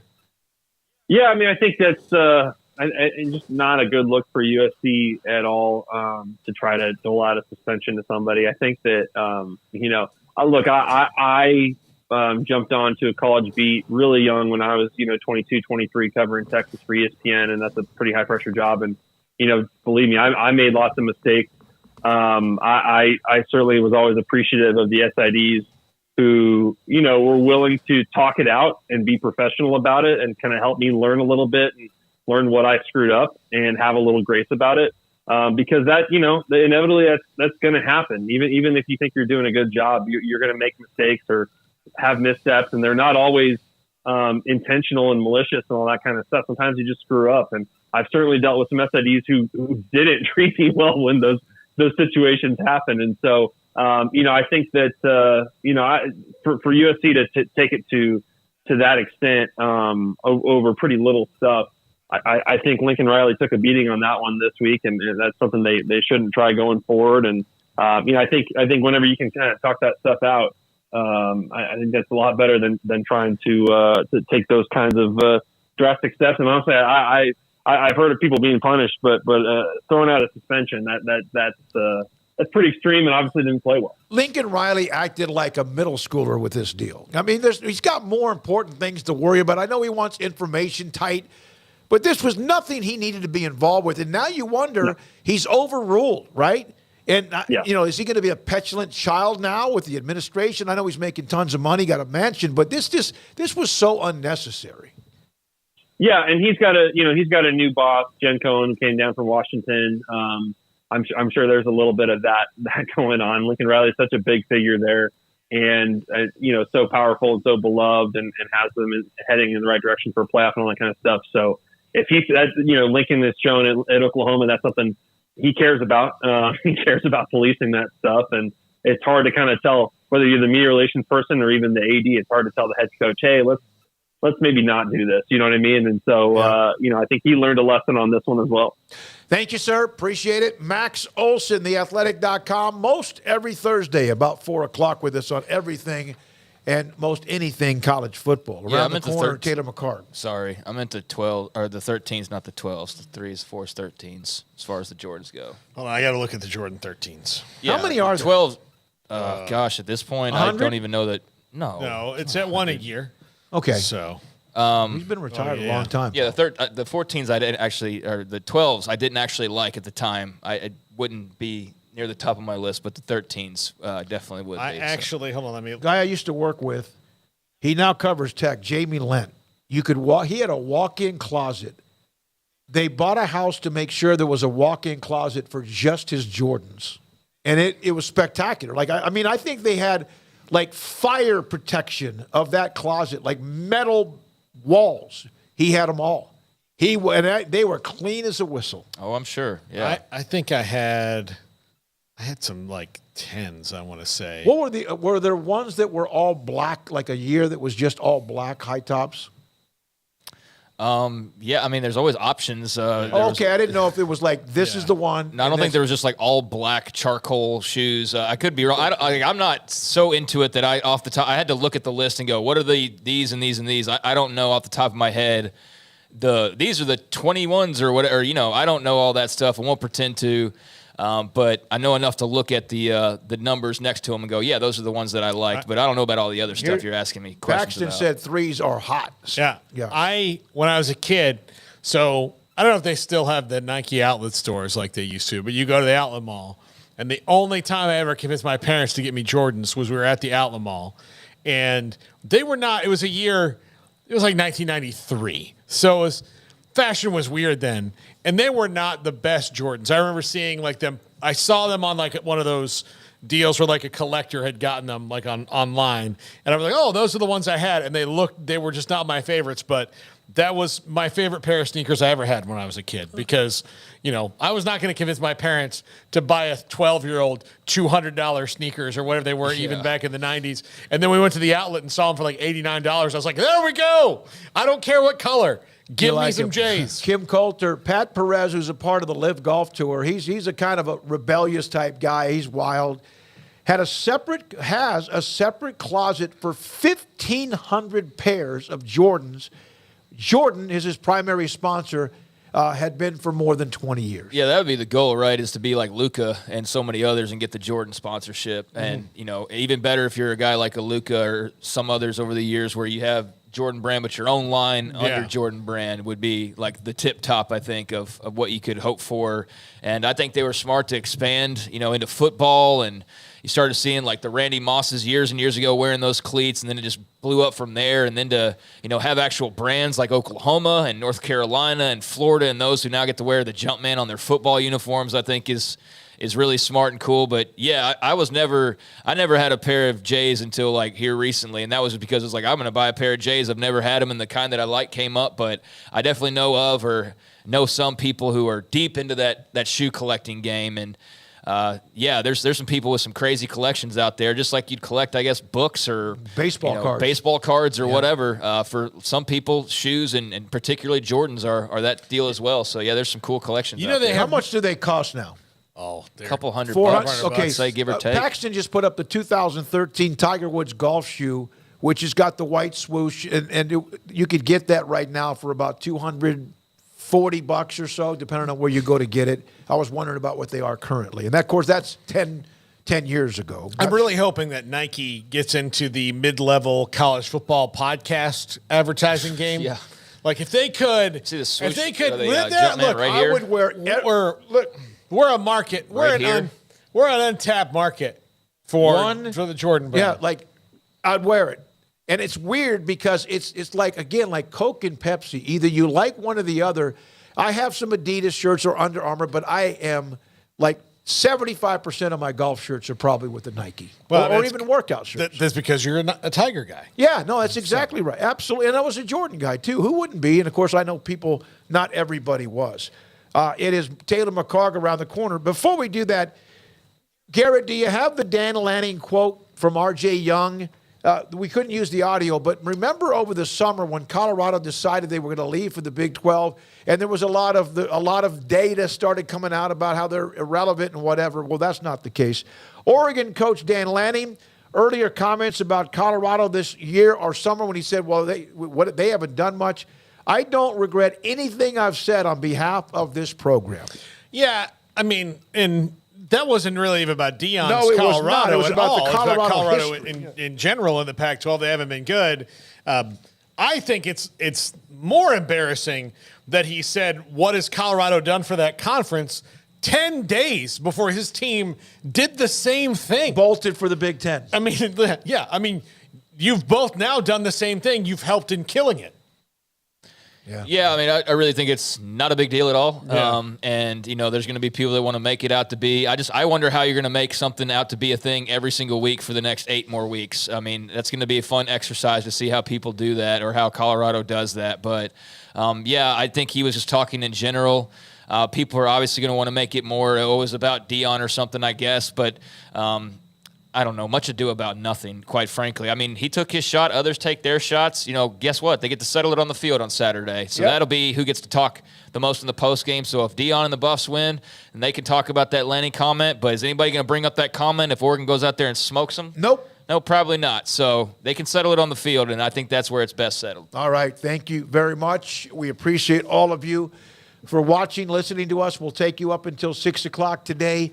I'm going to get online and see if I can get some Nike Air Zoom Tiger Woods golf shoes just randomly and never open up the box. When we come back, Taylor McHargue of ESPN and his thoughts about the great games coming up this weekend. And this is 365 Sports. Pioneer Steel and Pipe.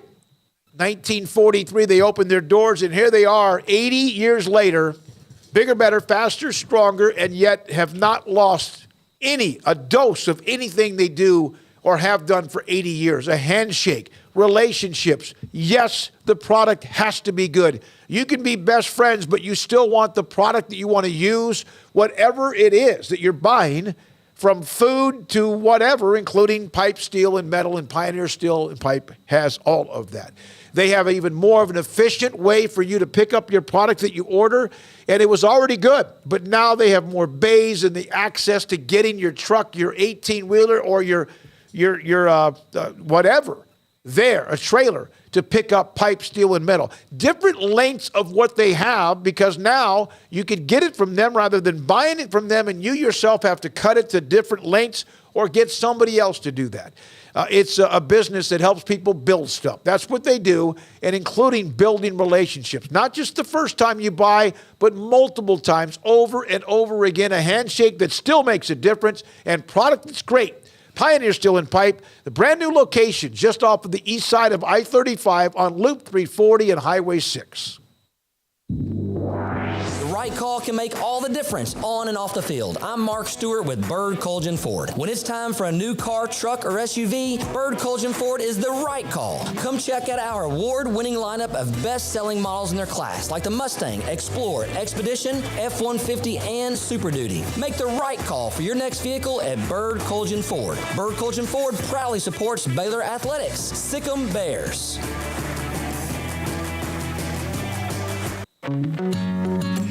Established in 2007 and independently owned, Alliance Bank Central Texas is committed to helping families and businesses meet their financial goals. From their tellers to their board of directors, they know the importance of superior service and competitive products. Customers have confidence knowing that their financial needs are in good hands. It's your bank, Alliance Bank Central Texas, with 2 Waco locations, 4721 Bosque Boulevard and 191 Archway Drive on Highway 84, and at AllianceBankTexas.com. Member FDIC and equal housing lender.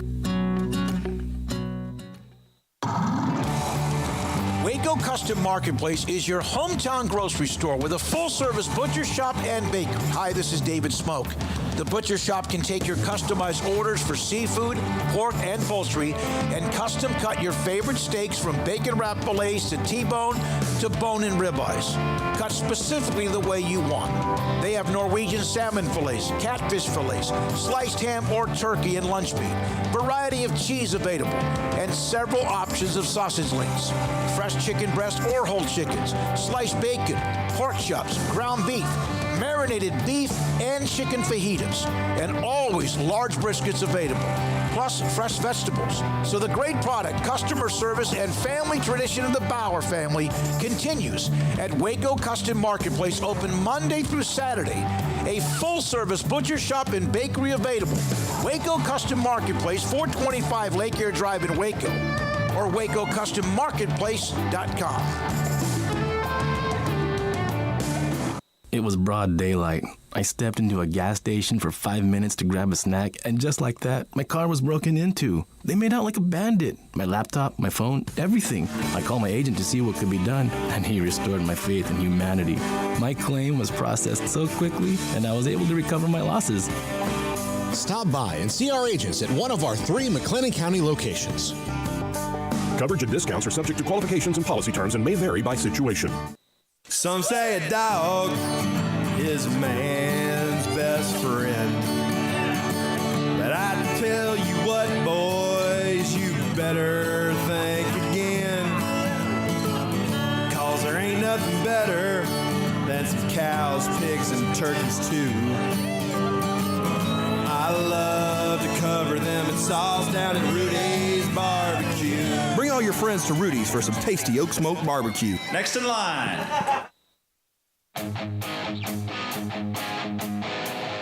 This is 365 Sports, powered by Sikkim365.com. The 4 o'clock hour is sponsored by Boozer's Jewelers, the wedding ring store, specializing in custom jewelry and repair, all in-house. Now here's David Smoak, Paul Catalina, and Craig Smoak. 4 o'clock hour, the halfway mark. Taylor McHargue, ESPN, joins us on 365 Sports. Taylor, thanks for your time. There are some bangers, as I call them, top 25 matchups that will shake up maybe the top 10 or whatever, and of course even conference races. Which of all of the games, and there's some that have got a huge spotlight, and there's some that just have higher ranked teams playing each other, which is the one on your radar right now? I think it's definitely Notre Dame and Ohio State. I think that's the one that I'm obviously grabbing all the headlines, and for good reason. I think that is for a number of reasons. I think we're still trying to figure out what exactly does Ohio State have. I think for Sam Hartman and Notre Dame, he was a huge pickup for them, obviously, in the portal, and has given them something at the quarterback spot that they haven't had in a long time. Certainly paying attention to that one. And another one that is kind of flying under the radar that, and I'm not just saying this because I'm on with you guys right now, but Texas did not look great against Wyoming last week, obviously, and I'm interested in their performance. Because this historically is going to Waco is challenging for Texas. First Big 12 game for them. That's the other one I have circled that I'm interested in. Yeah, Taylor, I just, for the life of me, I can't see how Baylor can muster it up against them based on what we've seen the first 3 weeks. It's, if they do, that's going to be really interesting and make a game that I personally don't think is going to be very good better, but it is hard to find, and I'm sure you've been on teams that have great energy and some that just can't find it. Right now, it just seems this Baylor team doesn't have any energy. Well, I think there's certainly some of that. Having your starting quarterback hurt plays into that. I think the thing that is going to be most challenging for Baylor, and you're seeing this really for everybody that's played Texas so far, that front seven for Texas defense is maybe one of the top 5 units in the country.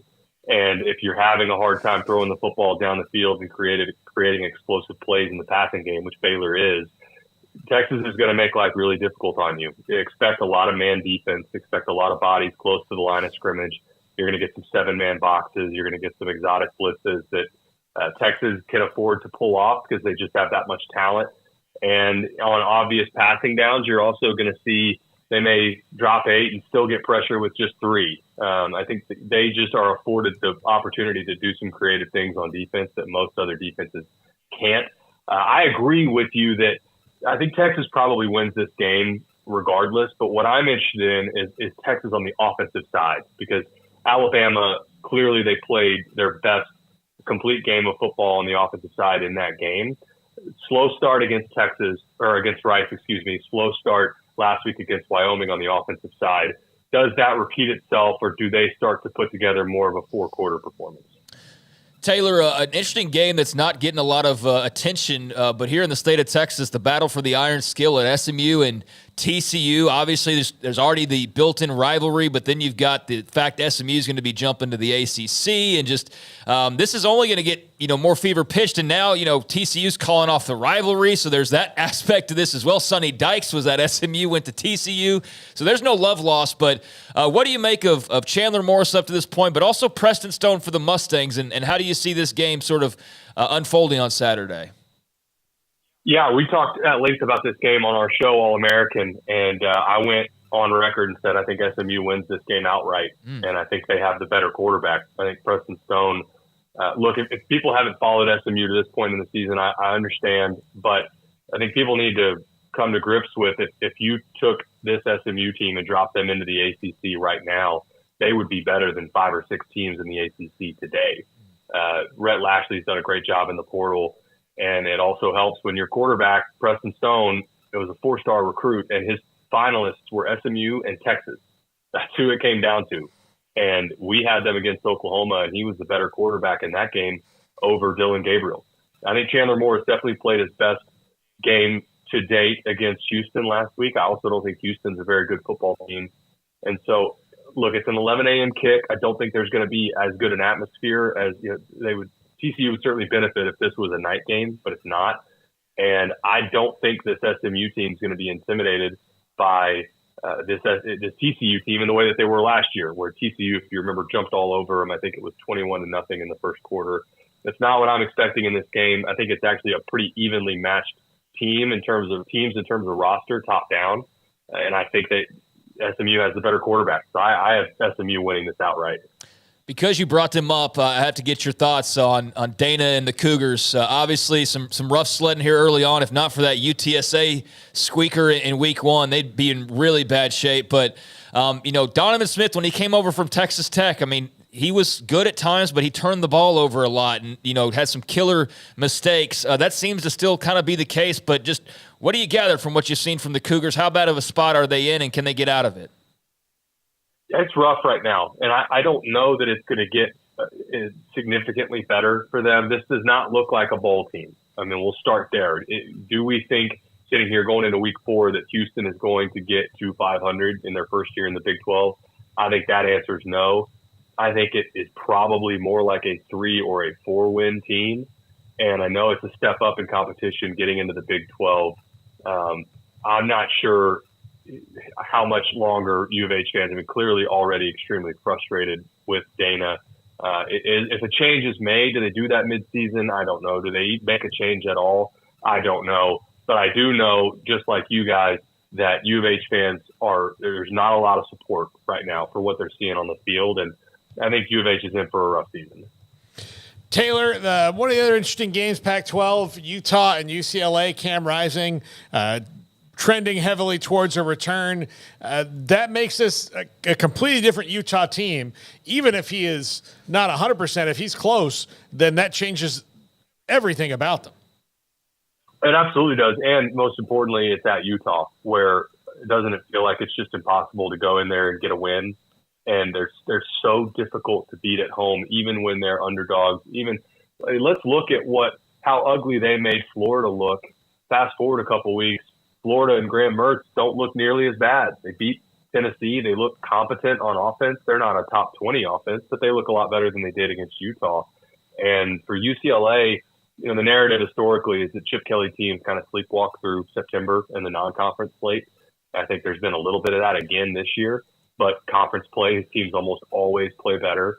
And again, to me, this obviously if Cam Rising can play, that's the difference maker. And I think Utah certainly wins. Even if he doesn't play, I still think they probably beat UCLA just because, again, I trust Utah playing at home. If this was on the road, if they were playing this at the Rose Bowl at UCLA, I would feel differently.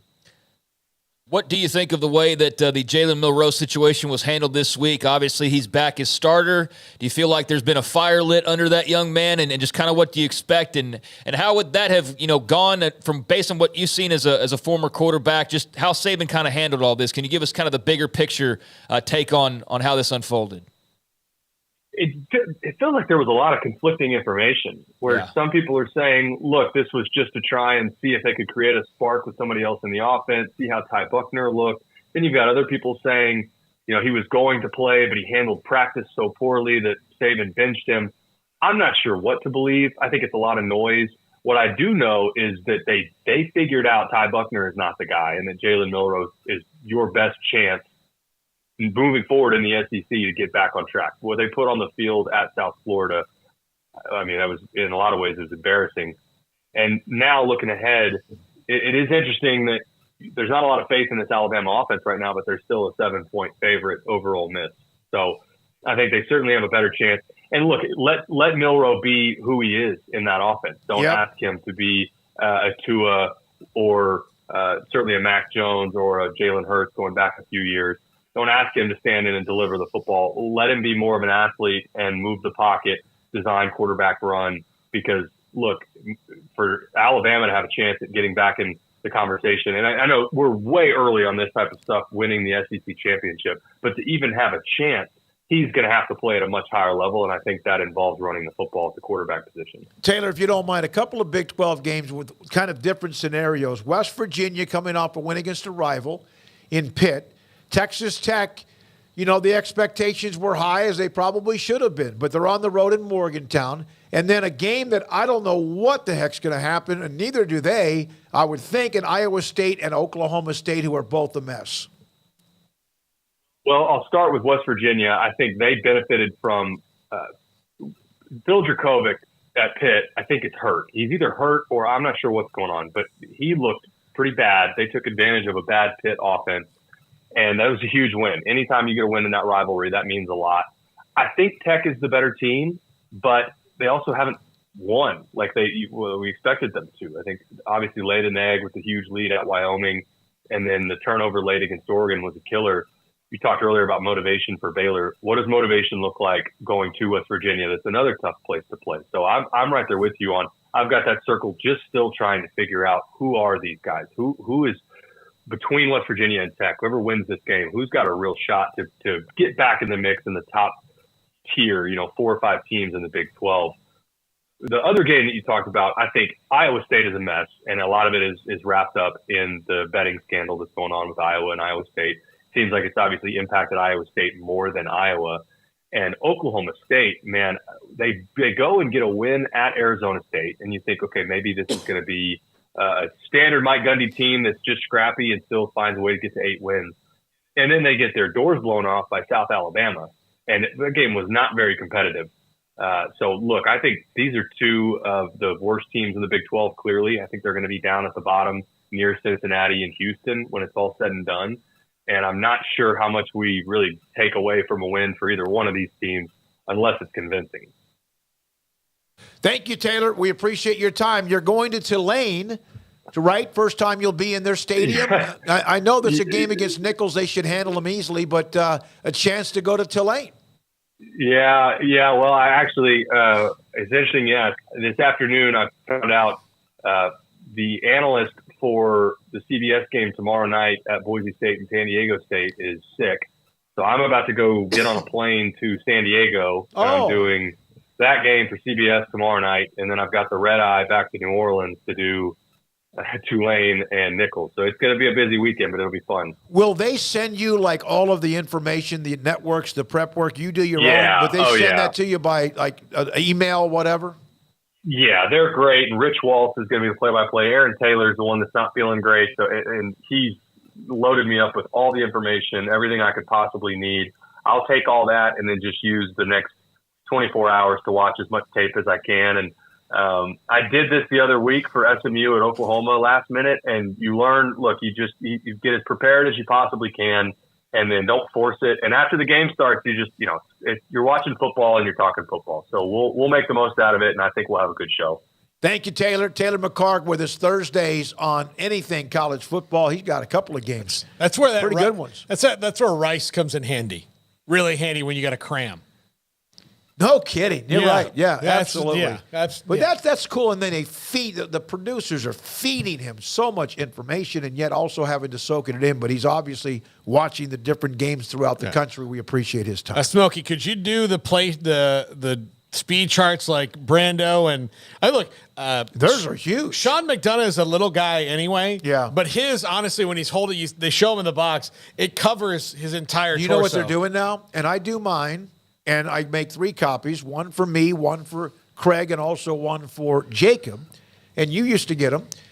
And they now have a company where you send all the information that does it for a lot of the college football teams, and probably a lot of the NFL. But their spotter boards are like this big because they have larger booths. Where mine, I think, is 8.5 by 14, and a couple of them are 8.5 by 11. But they're laminated. It's unbelievable. It's great information. And I'm sure he's got all of that when he walks in the door. when we come back. Craig Smoak and Off the Radar, and this is 365 Sports. Richard Carr, Buick GMC Cadillac, they are the people that you can count on, and they are the people that I've counted on many times in the past as well. They are great. Donnie over there has been mightily helpful on a couple of different occasions when I've had some body work that needed to be done after being on the other side of a little road rage incident, had a big old dent, some scratching down the side, but you never could tell because they did such a great job about a year ago getting that all cleaned up and fixed up and had me in and out in very little time, and that was much appreciated, just the way all of that was handled. So I can attest that they do have great customer service, and that's not just a tagline, but right now they can show you in person or over the phone or online that they also have, in addition to that great customer service, great deals on pre-owns and also brand new vehicles as well. There's a lot of construction going on out in front of the dealership over on Highway 6, so they want to make it worth your while when you do decide to make it over there. And right now, they've got the Buicks. Perfect combination of first-class luxury and value like no other SUV line. Ranked #1 overall brand for new vehicle quality by J.D. Powers. Buick has amazing value. Right now, you can save $5,000 on a new full-size 2023 Buick Enclave. Save $4,000 on a 2023 midsize Buick Envision. And military and first responders save an additional $500, plus qualified Buick buyers get 1.9% financing and no payments until 2024. So that is just one of their offerings. You can also save over $7,000 right now on new 2023 GMC Sierra 1500s, and qualified buyers can get that 0.9% financing. They've got dozens of Sierras on the lot. They've got inventory, the pricing, the financing, all good to go to get you into a new GMC Sierra today. And again, $500 in savings for military and first responders. So that's a couple of the options if you're looking to go new. If you're looking to go pre-owned, they've got dozens of vehicles on the lot as well. And when it comes to trades, they've got that lot of quality options to make that worth your while, both cars and trucks. Their financing goal, 100% credit approval. They say yes when others say no. So there you go. I mean, if you're looking to buy new or buy pre-owned, special financing, special pricing, and again, that great customer service, but maybe you're just getting your vehicle fixed up like I had to do. Maybe you're getting something a little bit simpler than body work. If you need to do that, that's good to go, but an oil change, or how about tires? Well, their award-winning service department can't be beat on tires, offering a price match guarantee on the lowest price comparable tires in town. So service your car or truck with the people you can count on at Richard Carr. They've been in business for over 24 years in the area, run by proud Central Texans and proud Baylor Bears. Log on to richardcarr.com today. Call now or go see them now off Highway 6 at the Imperial exit. From the first workout to the last practice, sports is an incredible and rewarding challenge. Hi, this is Dan Ingham with the First National Bank of Central Texas, and we're proud to support each athlete, every parent, and our educators. From families, small businesses, to the biggest industry, we're here to help. With remarkable products like our free First mobile app, we've got banking ideas that fuel big dreams. That's the First National Bank of Central Texas. Familiar faces making local decisions. Member FDIC, Equal Housing Lender. Petty Clinic Men's Healthcare in Woodway is now proud to offer you men an exceptional weight management body sculpting product called semaglutide, also known as Ozempic or Wegovy. Semaglutide is an FDA-approved weight management medication. Once-a-week injections of this powerful medication offers an average body fat weight loss of 20% within the first year of treatment. In addition to body sculpting, semaglutide also normalizes blood sugars and has the clinical research proof of reducing blood pressure, cholesterol, stroke, and heart attack risk. If you're like most men and you have stubborn fat that will just not respond to typical diets and exercise, then help is finally here. Semaglutide, affordable, highly effective. Google search Petty Clinic Waco and reach out to the Petty Clinic team today for a free consultation with Dr. Petty to see if semaglutide is right for you. Go to pettycliniclowt.com. Shorty's Pizza Shack at 12th and Bagby is a homegrown, locally owned pizza place that's out of this world. Everything from the dough, the sauce, the sausage topping is made fresh in-house. Not to mention the amazing pizza pillows, the chicken wings are to die for. Try the Sikkim sauce, chili cheese fries or tots, plus great specials on food and drink every single day. Shorty's is also the perfect spot to watch the game with your friends. Shorty's Pizza Shack at 12th and Bagby. Tell them Paul sent you by. At Ideal MRI, we feel blessed to be a part of the Waco community. We're a small family business right here in Central Texas, and our goal is to bring down the cost of healthcare while maintaining high quality. At times like this, the cost of healthcare has never been more important, and unfortunately, significant illnesses and injuries still occur. That's why Ideal MRI is open and here to serve you through the difficult time. We offer premium MRIs just like a hospital with state-of-the-art technology and specialists, but you'll pay less. Sometimes thousands of dollars less, whether you're using insurance or not. At Ideal MRI, we accept most insurance and there are no hidden costs, even offering financing if that's needed. Everything included in the price, and you'll not get something as a surprise in the mail later on. If you need an MRI, ask your doctor about Ideal MRI. They'll know. You can schedule an appointment safely from home online in minutes at idealmri.com or give us a call, 833-IDEAL-MRI, idealmri.com.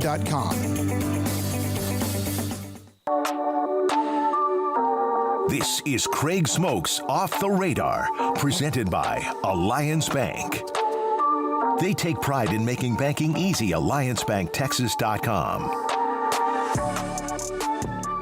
All right, welcome into 365 Sports, or welcome back. And it's time for Off the Radar on Tuesdays and Thursdays at around 4:45. Just take a look down at various stories, a grab bag of sorts, and just all depends, what we talk about and what's going on in the wider world of sports. And we'll still sprinkle in some college football, but also an opportunity to kind of throw some other things in here as well. But let's start off with some college football. You just sent this to me from J.J. Perez, who covers UTSA. He put out a contract, or showed a contract between Tennessee and UTSA that shows the Roadrunners will receive $1.6 million for their game in Knoxville coming up on Saturday, which is the largest guarantee payment in program history for the UTSA Roadrunners. So you just sent that over. That's cool. Good for them. And that's a lot of money for an athletic department that's young and burgeoning. And certainly I would imagine a close to $2 million payday is going to come right in handy for Jeff Traylor and company. I think the Texas payment for Wyoming is just a one game, a walk-off. They play in Austin. Was at one point like 3 to 5 or 8 million. So that they get to go play in front of 100,000 people who are a little ornery right now. And I got a feeling Jeff Traylor's team is kind of like right now, kind of a little wobbly.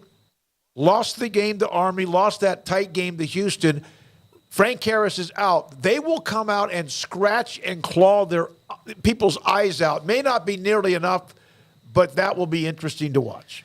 Yeah, it's unfortunate, though, the situation at UTSA, and Paul, I know you want to comment as well, but the first comment I saw was, can they use that to pay Will Stein, who, of course, is their OC that's gone, who went to Oregon. Yeah. And, since then there's been a little bit of a downward trend as far as the offense goes there in San Antonio. So it was just funny. That was the very first comment, was like, can we use that to pay Will Stein?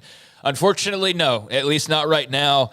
But obviously, Frank Harris has been banged up. They lost some players in the transfer portal, no matter how much Jeff Traylor is able to fend that off. And, yeah, it hasn't been as glossy and rosy as you might have thought, at this stage. But that's also the type of program where you can't just – it's not going to be 10 wins every single year, especially when you're playing the Tennessees and the non-con and whatnot. So they have dipped a little bit. But got a nice payday to use towards NIL or whatever else they choose to. Yeah, and look, again, they could still very – well go and win the conference, maybe even going away if they get hot. That I mean, I don't think that's going to be the case. I think it's a pretty good league that they have, but this is also, they're in a new league for them, and like all these things that are going on. Yeah, there's going to be a little bit of seesaw when it comes to that. You have to believe in your guy, in Jeff Traylor, and I think there's no reason not to believe in him, but things are not like, if you get as successful as fast as Jeff did, then people are going to come and start going, well, hey, how did you do that? Oh, this offensive coordinator is pretty damn smart. Well, let's hire him at Oregon. Right. Okay, well, that's how coaching goes. He's the one that took Austin Novosad away from Baylor. Yeah, and then you have Will Stein gone, and then, nobody has done better at the, mid-major level of keeping his players in San Antonio than Jeff Traylor, but nobody bats 1,000 and you lose. His quarterback's hurt. Yeah, his quarterback's hurt. I mean, Jakari Franklin's gone. Like, there's all these things. Yeah. Yeah, so anyways, just interesting to see that price tag because sometimes we get into that, like, hey, you paid somebody $500,000 from the Southland to come and beat you or from AAC or wherever, and the Roadrunners getting a nice chunk to go head into Knoxville this weekend. You would imagine that Tennessee's probably want to take some frustrations out after the ugly Florida showing, but can Joe Milton do that? Like, I would imagine that, the UTSA Roadrunners are going to come in there feisty and looking to shock the world, but I don't know if they have quite enough ammunition, but they can certainly buy more with $1.6 million, or at least, do what they got to do to dress up things for recruiting. So elsewhere, normally I don't bring up pro wrestling, but there's actually a reason why here, and that is the fact that WWE is one of those entities that, is now under the Endeavor banner. I don't know if you guys saw, but recently the merger became official. The new umbrella of TKO Sports under Endeavor's massive entertainment and sports umbrella. Well, mom and pop business Endeavor. Yeah, real mom and pop. But, we've obviously talked about them from time to time, and they went and, purchased the WWE, and they had already purchased the UFC years back, and Dana White swears by the way business has gone under Endeavor, and now WWE, especially with Vince McMahon getting older. They've been making record-breaking money here as of late, and that only stands to continue. But now you've got Vince and Dana both together under the TK Sports imprint. And one of the things about WWE and why that matters in sports is not only now is there a connection with Endeavor and the UFC, but because their TV rights are coming up and have come up. And they are a different entity than just the NFL or MLB. Now, they're not the NFL. They'll never be the NFL, but they're every single week, man. It's not like 16 weeks of the regular season and then, 2 months of it is every single week, every single Monday, every single Friday, no matter what, every single time. And so there's lots of content. There's also 40 years of history and the back catalogs. And most recently, they've had their streaming on Peacock and all that. And I bring that up to say that we now know where at least one of their imprints is going to land television-wise. That's WWE SmackDown on Friday nights, which remains to be seen whether or not they'll stay on Fridays. But they are going back to the USA Network as a part of a 5-year deal between TKO Group Holdings, which is WWE, UFC under Endeavor, and NBC Universal, since USA is under that imprint. USA has aired Raw for years and years and years, almost uninterrupted, except for a brief stint there. But this will also mean that the WWE will be showing up on the USA Network and also part of the NBC family of stations. And so going to be interesting to see on those Friday nights opening up on NBC, because apparently they're going to have some specials from time to time airing on Friday nights on NBC proper.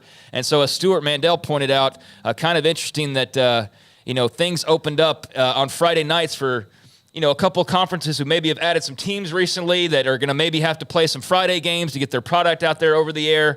Well, Friday night's now a little bit more cleared up on what exactly is going to be going on there. So, WWE SmackDown, 5-year deal worth over $1 billion, a 40% increase from their previous rights, and they'll be making about $287 million per year on that deal. So, business is booming for the WWE, which is going to stay with the USA Network as part of a long-term partnership, but now with WWE SmackDown. And just be interesting to see how it's used and how it conflicts on Friday nights and how all that goes. But the point being, you're going to see more Big 12 teams on Friday nights playing football, for better or worse. And I don't know how much people love that. I know some people in this state don't like the conflict with high school football, but that's going to be something interesting to watch them navigate and how all that works in the long run. Big 10 as well with their abundance of teams. So yeah, absolutely. Well, I never knew that they went off USA. It seems like if you would have asked me, hey, where can you find that? SmackDown's been on Fox for the longest. So Fox is now the one that's opened up as far as their Friday nights go. That's probably the way I should have positioned it. They're moving over to USA. They were on Fox for the past few years. Now Fox suddenly has Friday nights wide open. That's how I should have positioned it. So that leaves you with some inventory needed for what was wrestling on Friday nights. And there you have the Big 12. There you have the Big 10, and probably a lot more Friday night games. I'm sorry for clearing that up. So, and they're on Monday still on USA, right? Yeah. So that's also coming up. That's a good thing for USA to be able to promote, 2 things a week. Look, everybody likes a universe, right? There's like 11 NCISs on CBS, so the way that you can have those 2 things is good. And man, I do hope that, and I know, Craig, you've been a little distressed with the storylines and the writing so far. I hope that changes up for fans of wrestling so that it gets back to maybe closer to the glory days. I mean, the Rock's back. Well, dude, business has never been better for them. Yeah. I'm not necessarily watching it as much, but I'm also, I've been watching it my entire life, and I just have other things going on. But, I mean, in terms of making money and all that, they're making more money than they've ever made. This is the biggest deal I think they've ever made television rights-wise. They're now a multi-billion-dollar company. They're under the Endeavor umbrella. Everything's going swimmingly for them. I just might not always find it entertaining. Yeah. But, they have certainly streamlined their business and amplified their imprint. And so, yes, I should have phrased it that way. Fox has Friday nights free now. And so that will come into play, you would imagine, with some college football. And that's why that's a story of interest right there. All right. Meanwhile, kind of slow on the headlines, but did want to circle back around to the big injury that we saw coming out today in the NFL and give Paul a little bit more time to talk about Stephon Diggs if you would like. But obviously a massive blow. Various reports have now come out, and I've seen it confirmed now 7 times over that, yes, it is in fact a torn ACL for star cornerback Trayvon Diggs. Suffered the injury during one-on-ones during practice. He had gone into the team facility on some crutches, and that's why you knew it was probably not good news. Got the MRI, and it did, in fact, show a tear. So they were, top of the NFL in a lot of defensive categories and trending that way. And now it is a no-go for the rest of the year for Trayvon Diggs. So saw Micah Parsons said I am my brother's keeper, and I got you 7, and no more needs to be said. And he had a picture of him wearing a Trayvon Diggs shirt before one of the games. But obviously, it's a massive story in the NFL because of where the Cowboys kind of are positioned right now. But a stunning loss for the Cowboys just as a team heading into this upcoming week. I saw when that first story popped, it was trending immediately. Obviously, Trayvon Diggs. Now torn ACL is trending. And then Jordan Lewis's name started trending. Yeah, he's back. He played 10 snaps last week, and he's going to start on the inside.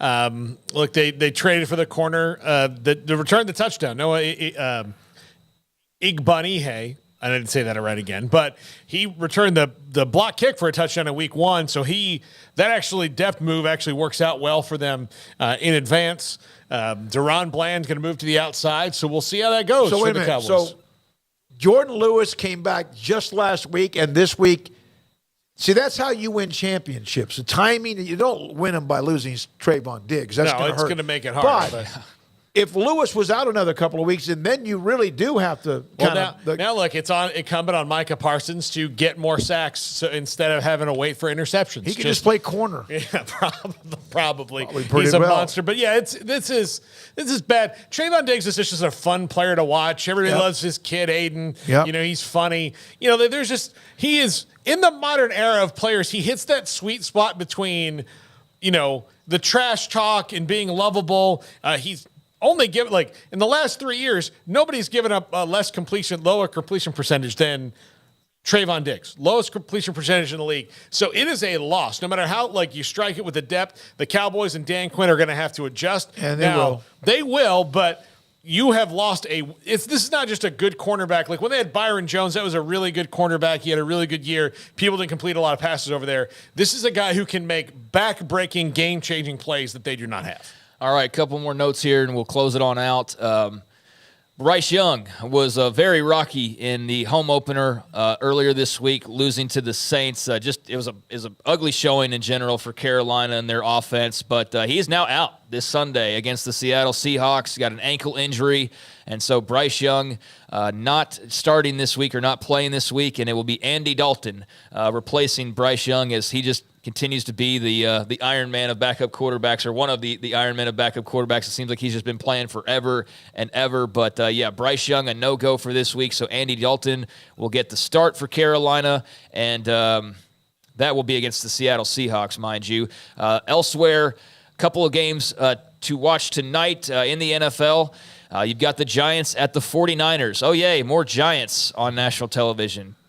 They blew it 21. No, they were down 21 to 3 or 18 to nothing or whatever, and came back somehow and won. Yeah, whatever. Against the Cardinals. Yeah. Giants at 49ers. I still got the bad taste from the Cowboys game in my mouth. Granted, that might be the Cowboys are just great, but that was ugly. But anyways, Giants and 49ers in Santa Clara later on tonight will be your Thursday night football action. And then college football-wise, got a fun one out of the Fun Belt, or the Sun Belt, as it'll be Georgia State, who's 3-0, at Coastal Carolina, who is 2-1 on the year. That'll kick off at 6:30 on ESPN. Coastal's only loss was the opener, a 2-touchdown loss on the road to UCLA. They won their following 2 games. So, 3-0 versus 2-1, and a little Sun Belt action between Coastal and Georgia State. So that ought to be fun. And again, 6:30 on ESPN. So you've got college and pros and back on Thursday nights every week. And I absolutely love that. I don't know about you guys, but there's a few things off the radar. I'm going to throw this in for you, Smokey. What? Big news at the Rangers game tonight. Oh, yeah. So, gosh. Big news. Yeah. Can I please be the one to tell him that? Yes, I did Elton have John this. singing at halftime. No, second best thing that could happen at a Rangers game for you. Yeah, no. Oh, gosh. Now I need to find it, Paul. Juan Gonzalez. I'm sorry. Yeah, go ahead, Paul. Well, it's the only thing that matters. Yeah. John Blake tweeted this out. 2-time MVP Juan Gonzalez will be getting his Hall of Fame jacket tonight. That's awesome. It's been 8 years in the making. He was mad at the team for whatever reason. He was kind of a surly dude anyway. He was mad that he took so many roids and basically ran out of baseball. Pudge Rodriguez took 99% of the love during that time when Gonzalez kind of went south at the end, and it was not good. Well, Royd's ruined his reputation because he was before that he's an MVP. Like he was a great player, but it just at some point became cartoonishly large, and it's just like, he's obvious. And those Rangers teams, like let's face it, Canseco and Pudge, and I love Pudge, but we know let's be real about it. Let's be adults about this. They were like the most roided up team in baseball in the late 90s. And Juan, I mean, he just kept ballooning, but they've had a really rocky relationship, and that's been kind of an unhealed wound, I think, in the organization. And I think it's good that they're, putting a little ointment on there and patching that back up. I think it's long overdue, and I think that's great for Juan and for the organization. That's tomorrow night? That's tonight. They're on the first pitch. I thought they played Seattle tomorrow night. Is it against Boston? Or I thought they were off tonight. They Friday night. Friday night. Okay, sorry. Yeah. Jennifer and Daniel are going to that game. They're going to that game. And they are? Huh? And they are, for people who don't know? That's Craig's sister. Jennifer's our daughter. And that they're getting married in April. And Daniel's is that a fiance or is that a girl thing? Come on now, dude. Yes. Come on. That's a fiance. Everything. Well, they're both fiancés. Fiance. Okay, but they're going to the game. They're coming to watch Baylor in Texas on Saturday, so they're going to go to that game. I'm going to have to get them to get some kind of a keepsake of whatever they give out if they do. Juan Gonzalez, my favorite Rangers player of all time. He was fantastic, as you said, Craig, and then he started getting roided up like everybody on the team did, and he didn't communicate very well. He never really learned the English language as well as some people thought because Pudge went out of his way to learn it. And then, Juan Gonzalez, 2-time MVP, carried those teams along with Pudge and a couple of others in the late 90s. They're both finally started to win. Pudge and Juan are from the same town in Puerto Rico, Vega Baja, Puerto Rico.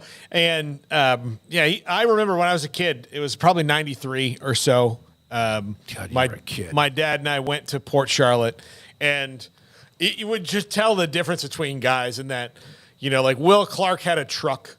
Nolan Ryan had a truck. And then you had Julio Franco was still on the team, or Ruben Sierra, and they had it was the Lamborghini row, Lambo. Juan had a yellow Lambo that he was driving. I remember thinking that's how you make it right there. But he was the only player that didn't say anything to anybody, and it was because he was going to speak Spanish. I think he was shy, and I think he realized that. I think he was shy, and I think he also probably just, hey, if I don't speak English, then I don't have to answer all these dadgum questions and deal with the media. And I think it's probably part of that as well. But Vega Baja, They are definitely two of the most famous residents. The other would be Bad Bunny. Yeah. Is also from Vega, Baja, probably the biggest music star in the world, or one of them right now in the world. So, yeah, a tiny town that's produced some. I would say he's the biggest male music star in the world. Yeah, he's not bigger than Taylor Swift, probably. Or Beyonce. Or Beyonce or something, yeah. So yeah. Kelsey's now dating Taylor Swift? No, he's trying to. Okay. Oh, good. So is Paul. And hey, look, just kidding. Yeah. Married man. Good luck to you, Trav. I'll never forget Juan Gonzalez. For some reason, I don't know why, but I used to get an interview with him. It wasn't easy. It didn't always sound great because he tried, but he would give me some time all the way through until the fact he was traded to Detroit. All right, Greg, thank you so much for Off the Radar. We have Mickey coming up around the corner with all the news about Trayvon Diggs, which was a huge story today. A lot of you have been talking about it in the chat. UT parking in the chat mentioned it pretty quickly. We'll get into more of that. But let's go dive into a couple of more things, college football, and what you are saying today. This is 365 Sports. TexasBeefHouse.com. They are the sponsor of our gift card. Kim Coulter was so kind to buy a bunch of them. So we do that pick 'em thanks to Christian McCollum. And it's up in the site. We put it up. Sometimes we'll even pin it to the top. You can pick up until like 5 minutes before a game starts. I think that's right. And we have now given away 4 different gift cards to 4 different people. And it just takes you getting on the link, and I'll put it up here in a second, and picking your games. Very simple. And a $100 gift card. We've gotten to know the Duvall family. They are fantastic people. I talk to Samantha about once every other week to get the newest or what they are not pushing, but what is that current thing they're doing. And right now is tailgating. And they're going to do a huge part of what Sikkim 365 tailgate this Saturday prior to the Baylor-Texas game. From 11 until 6, we'll have product from Texas Beef House, the Wagyu beef, raised right there, all of it right there. In just outside of Tyler in White House, Texas. They have gift boxes. They have certain orders. If you want straight steaks, you want brisket, you want tri-tip, you want sausage, Wagyu beef, aged Wagyu beef. They're a fantastic family. We appreciate the heck out of them. A lot of you have ordered product from them, and we appreciate it if you keep doing that at TexasBeefHouse.com. It takes time to reach goals. It's a truth that applies to more than sports. It goes for your financial goals as well. You work hard for your money, and you deserve an investment strategy that lines up with your game plan. And Chuck Verno, your Edward Jones financial advisor, can help. If financial investments aren't putting forth the effort you desire, stop by today for a financial review. Chuck Verno, 720 North 64th Street in Waco, 254-732-1161. Edward Jones, member SIPC.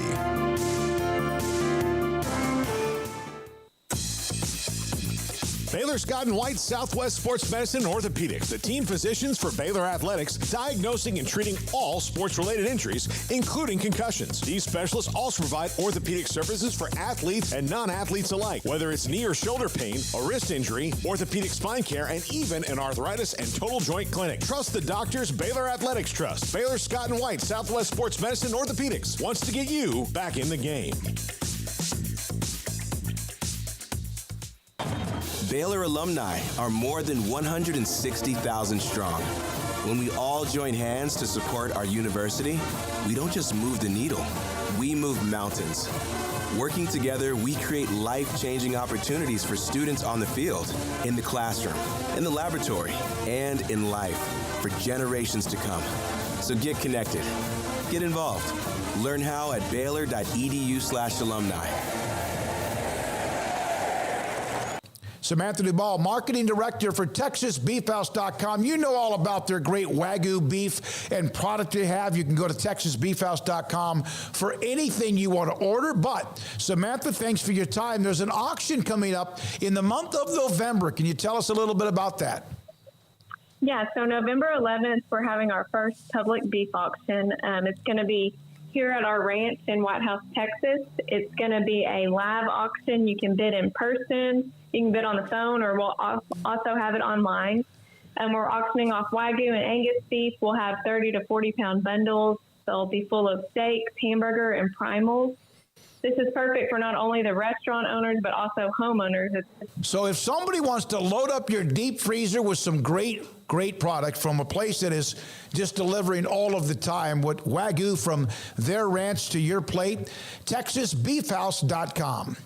At Allen Samuels in Waco, we've got amazing deals that make you ask, why shop anywhere else? During Ram Power Days, get a new 2023 1500 Lone Star 4x4 Crew Cab, $11,000 off MSRP, or 2.9% for 72 months. Or choose a new 2023 1500 Laramie 4x4 Crew Cab, $12,500 off MSRP, or 2.9% for 72 months. That's right, we're making big deals, so hurry in today. Allen Samuels in Waco, the place to shop Ram trucks. This is 365 Sports, powered by Sikkim365.com. The 5 o'clock hour is brought to you by Edward Jones Investments and financial advisor Chuck Verno, who'll navigate you through today's financial climate.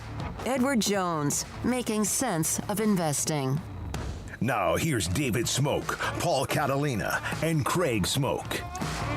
365 Sports, Mickey around the corner on Trayvon Diggs and the ACL injury. A couple of notes that we started the show with, if you did not hear them. One of them was that Cam Rising, it appears more and more as if he'll play. He was cleared last week. He had non-contact drills last week. Everything was fine. But UCLA and Utah's one of the best games of the weekend. That line, the spread, was 4.5. It is now, as Brett McMurphy reported, up to 6, and with the news of Cam Rising, and in fact, it changed Craig's prediction, which you might come back to regret that, but it was still, Cam Rising makes it and makes a difference. Well, I mean, seeing as how I went against the grain more than anybody else this week, yeah, I mean, that's one that I guess I'm more on board with everybody. That's the one pick that I'm on board with more than everybody, I guess. That's Garrett now on an island by himself, but I think Garrett could very well be right. I mean, Chip Kelly and Dante Moore and company, they can score points, and I think that could be interesting. But if you look at what Utah's been able to do with very average at best quarterback play, and I say at best nicely, now having Cam freaking Rising back there is a major upgrade. I know they've got other injuries elsewhere, but that's a whole different team with him at the helm. So, yeah, I had to switch back to or swing over to the Utah Utes there for that pick. Garrett, one of the chat room guys, UT Park, and I brought him up a couple of different times talking about Texas and who they still have to land, and one of the names, Kobe Black. Kobe Black, that's all but signed, sealed, and delivered. Connolly, you get to watch him. Had a kick return for a touchdown on a loss to China Spring. He is the real deal. He's headed to Texas. That seems like that's a done deal. Yeah, I feel like, and this is terrible lighting on me. No, I feel like it's definitely almost a done deal with that. But I don't want to speculate or anything. I'm pretty sure they're the front runner, and he would be a great addition to that team. Obviously, he would know a lot of people over there. Jelani McDonald, Trey Wisner, a few people he played with here at Conley. Yeah, I think he'd be a great addition. If you watch him, you could definitely tell he's more of a defensive talent, which I think they'll use him in the secondary. I think Conley could use him as a receiver, but they don't do that. But we'll see what happens. Well, they gave up 61 points, and he's part of that secondary. Now, again, they were picking on other guys as well, so that will be interesting with that. But that's pretty much a done deal. I like Garrett giving his after dark recruiting. That's pretty much what that was. Katie Rader talking to Kim Coulter, both huge Texas Tech fans. Hey, Kim, I was thinking the other day you might look into chartering a small plane to Lubbock. I have done it twice from Sugar Land, which is down near Houston, straight to the old airport in Lubbock. Kind of surreal. I think Kim flies in straight in from Arizona. He goes to a lot of the games. Obviously, the Oregon game was disappointing. My dream in life is to be able to charter a plane. Just to be able to say, I'd like to go here tomorrow. And I'm in this place, and I would like a plane. Do you have to worry about security? Do you have to worry? I've been on a couple of trips with Baylor, and it's pretty amazing. They just drive you up basically on the tarmac. You get out and walk into the plane. Ever since we went on that trip from San Diego back to here with Baylor after the Holiday Bowl, that was I sit on planes now, even in like nice planes, and I'm like, you guys aren't doing it right. Yeah, Kirk Herbstreit has a crazy schedule, but it's a lot easier when you're on a private plane. Yeah. He's going all over the place, and now I see like he regularly posts this graphic that some site does that shows like the plane and how it's traveling all over the place, and that's grueling. But when you're on a private plane, I think it makes that all far easier because he wouldn't be doing all of those games if he was on regular commercial airlines. So, yeah, that'd be a nice luxury to have. I don't know what it's like to walk up on a plane and not wait for the bathroom. Right. Like, I don't know that. No, and but then to you just also spread have your a legs cocktail out in a chair and Yeah. be comfortable. What is that like on a plane? Didn't you say that to Christy Wallace one time? Not run into a south. Like, even I'm short, so like I don't need the leg room, but I appreciate it and think about the exit row. And then have to do the, yes, I'll be a hero if you need to. If Kim Coulter's not already our hero, listen to this. I fly home direct in 1 hour, 14 minutes. I'm also executive platinum with 2.7 million miles. Wow. With American and always that's more fly than first class. That's more than Clooney got. And up in the air, he was going for $1 million. Oh, my gosh. Golly, impressive Kim. stuff. Holy cow. That's awesome. Good stuff. Good to hear. Learned a little bit about that. I knew Kim was flying pretty high. And then retired stockbroker. The last time I flew private, I fell off of a ladder. Oh, that's not good. That's why? Well, it happens to the president, too. So, I mean, you're in a good company. True. So there you go with a lot of that from, someone was mentioning Tanner Mordecai. Been a rough start. Is I know that one, much. okay, someone's talking about a rough start. Some of the athletes in Waco want to get out of town and go somewhere else. Tanner Mordecai, he wanted to be an Oklahoma guy and committed to them. Now, of course, he's been at SMU and now Wisconsin, and a tough start there. But, yeah, that's the case in a lot of places that players want to get away, not even from – sometimes they just need to get away from where they're from, to get away from some of the issues or problems, or just because they want to spread their wings, whether they're an athlete or not. Any college student, you get that a lot, getting away as far as they can. Tens of thousands of college students leave their hometown every year to go across the country or across the state or 2 hours away or whatever. So I don't think it's really unique for football players, but there's that same mindset of, like if you grew up in Waco and you can go live in Austin, I can see as a 17-year-old, that'd be appetizing. If you wanted to be, you grew up in freaking Temple and you could go play in Los Angeles, like guess what? That'd probably be pretty cool at 17 years old or 18 years old. So yeah, I don't slight those guys at all. I do think it's a little bit of a concern though from a Baylor recruiting standpoint is that you're not really keeping any guys home. Even you had starting at A&M as a linebacker right now from Temple. Oh yeah, Torian York. They had him Baylor commit wrapped up, and then A&M came in at the end. Now he's starting and like one of their defensive leaders as a true freshman. A lot of guys from Connolly have been now channeling into Texas. Really haven't seen them.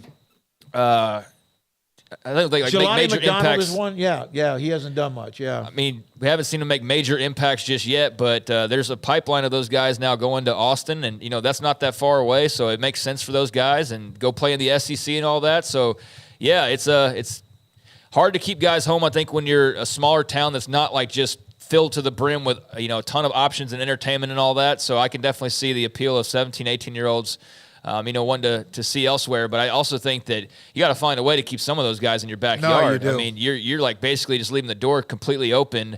And that's been something that's kind of been bubbling up for a couple of years now. You got like Graydon Grimes from China Spring, but his dad's on the staff. Like I don't really consider that some huge win. That was something that kind of did start with Midway, and Tanner Mordecai decides to go to Oklahoma, and Khalil Houghton decides to go to Oklahoma, and they started to kind of lose their grip a little bit there, whereas before they were getting the Midway guys coming to Baylor, but now Midway doesn't have those guys. Bo Blackshirt, that's been a double whammy, but yeah, the local recruiting, you don't have to do that and be widely successful, but it has been noticeable to me that the staff either just doesn't really love what it sees here and sees things better elsewhere, or there's just not that great connection right now. So if there's a chance the staff doesn't like Kobe Black or a couple, and there was a time they were shutting it down. Andrew Billings committed on the radio show we used to do. Everyone thought it was TCU. He picked Baylor. And Ahmad Dixon, who was a fantastic player at Baylor. Orion Stewart. There was a lot of them they were starting to seal, but Derek Johnson got away. He went to UT and he made the right decision. But Derek Johnson was like before they were worth anything. I mean, that was like the lowest of the lows. His brother played at Baylor, and it was a very difficult, but Mac Brown sealed that. Right, deal. but that was pre-Art Briles and showing that you could win here, so that was an easy choice on his part. We asked him one time, did we not, about if they were as good as they were at the time, would he have changed his mind? Probably not. But it would have been a much more difficult decision. I asked Grant Taff about that one time. We were, and this is very early in my career, but we were at a dinner benefiting a kid who had his family. The kid had passed away from university. It was a very sad story, and the family could not afford to pay for the funeral, so there was a dinner.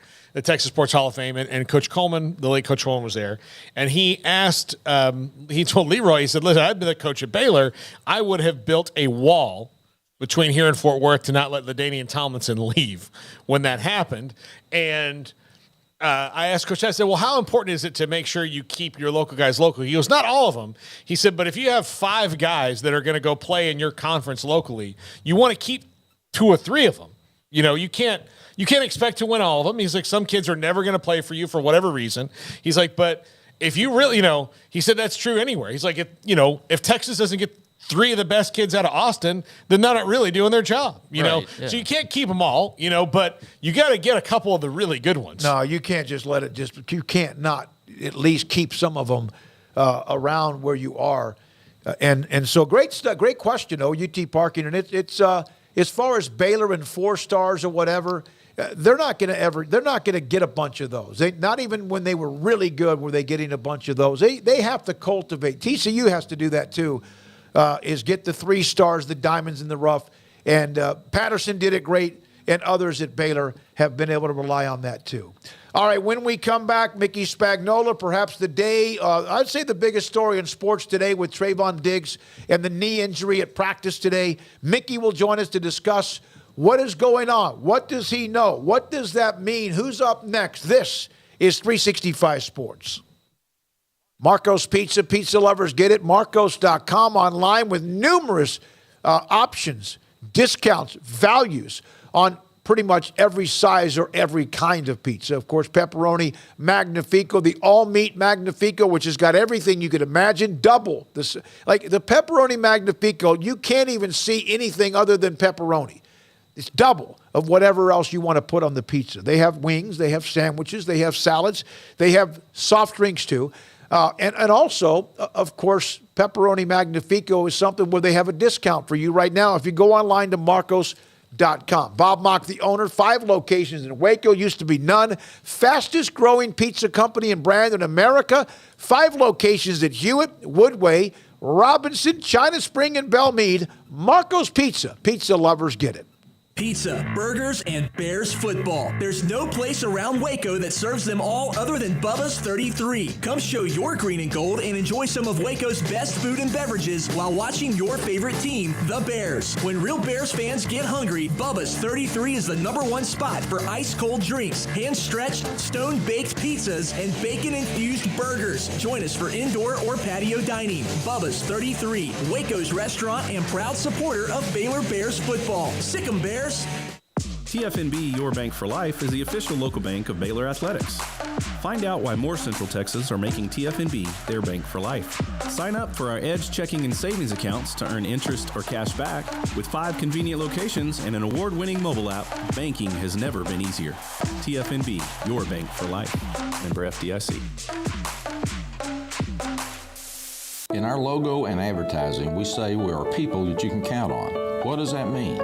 It starts with providing a quality vehicle and quality service at a fair price. But it also means we do what we say we will do, and we treat people fairly with respect. It starts by hiring great people, good local folks who work hard with a caring attitude. Our employees are the real reason we are people that you can count on. Put us to the test and see for yourself that at Richard Carr Motors, we are people you can count on. Waco Custom Marketplace is your hometown grocery store with a full-service butcher shop and bakery. Hi, this is David Smoak. The Butcher Shop can take your customized orders for seafood, pork, and poultry and custom cut your favorite steaks from bacon wrap fillets to T-bone to bone-in ribeyes. Cut specifically the way you want. They have Norwegian salmon fillets, catfish fillets, sliced ham or turkey and lunch meat, variety of cheese available, and several options of sausage links. Fresh chicken breast or whole chickens, sliced bacon, pork chops, ground beef, marinated beef, and chicken fajitas, and always large briskets available, plus fresh vegetables. So the great product, customer service, and family tradition of the Bauer family continues at Waco Custom Marketplace, open Monday through Saturday. A full-service butcher shop and bakery available. Waco Custom Marketplace, 425 Lake Air Drive in Waco, or WacoCustomMarketplace.com.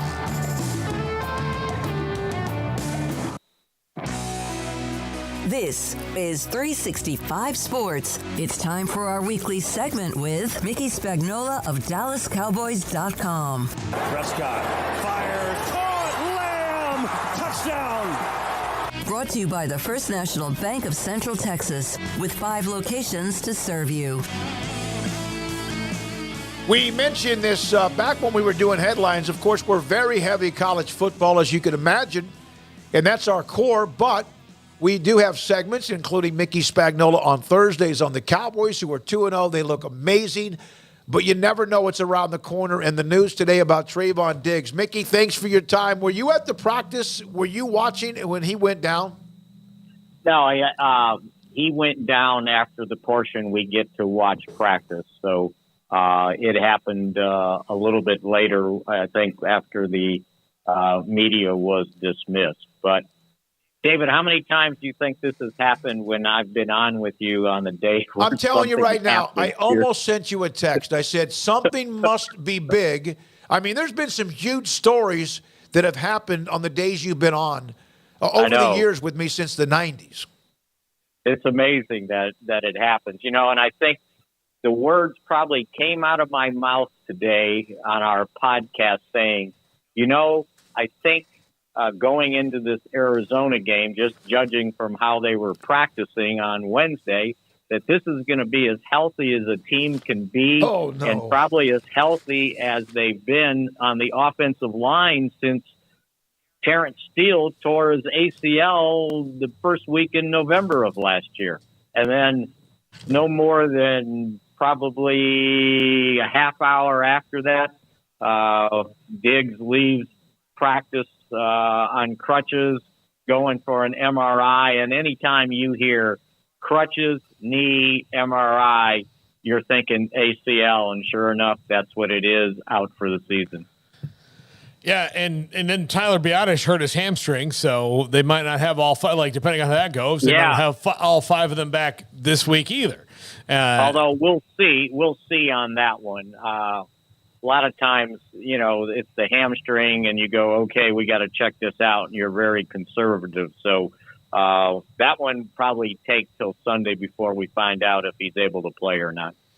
Mickey, they're rolling along. They've outscored their 2 opponents 70-10, and it's so early in the season, but they are playing with a confidence and a swagger on defense behind Micah Parsons that I cannot remember the last time, even in good defensive years, that they have been this intense. Yeah, they've been, kind of demoralizing their opponents with the pressure they're able to put on.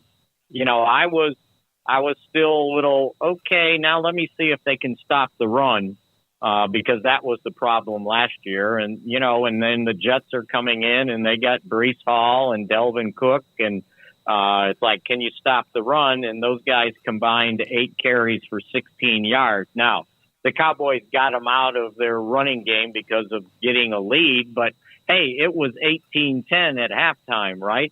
But they slammed the door on the run. They can put pressure on the quarterback. It seems like almost at will. The takeaways start coming. They've already got 7. They've been pretty destructive in those first 2 games. And you know what? And this may have surprised people, but we saw it coming in training camp. It was brewing.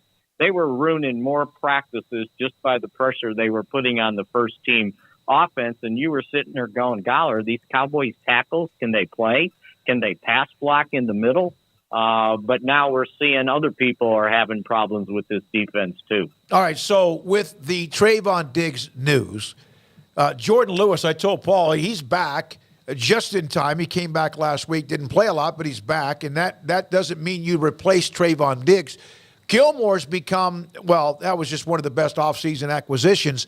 So how does this, does it affect kind of your secondary from nickel to dime to corners or whatever? Well, here's what happens, Smokey. And, I thought the trade for Gilmore was good. Now it's really great, right, in lieu of this happening. So what's going to happen is the top three corners in the first two games were Gilmore left corner, Diggs right corner, Deron Bland in the slot. So my guess is what's going to happen now that Jordan Lewis played 10 snaps, kind of ramping up in the game against the Jets. Now he's available. So Deron Bland will go from the slot to right corner, sort of how he played left corner last year after Anthony Brown went down.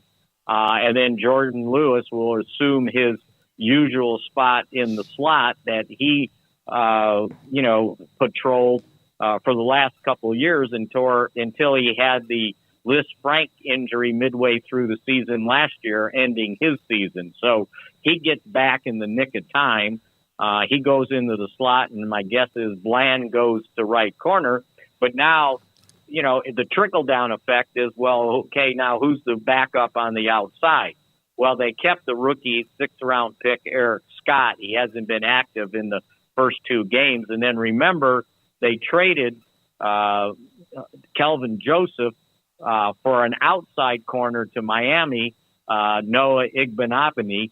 And so, he wasn't active this last game, and neither was Eric Scott. So one of the two, if not both, will need to be active on Sunday in Arizona. So it's one thing to kind of replace the guys that are injured and kind of shuffle around, but it's like, okay, now what sort of depth do I have for the next injury if it happens on game day? Mickey, what do you think they do with that roster spot? Well, it'll be interesting to see if they think they need another defensive back, but they're about to have somewhat of a problem at center because they were using Brock Hoffman off the practice squad on two elevations to be the backup center on game day. Well, he's only got one more elevation left. So do you use that one up and then say, okay, let's see what we do with that roster spot? Or they've got another center on the practice squad they just signed. I'm going to forget his name. He's got some experience, and you could use three of his elevations up to play center if that's what they do.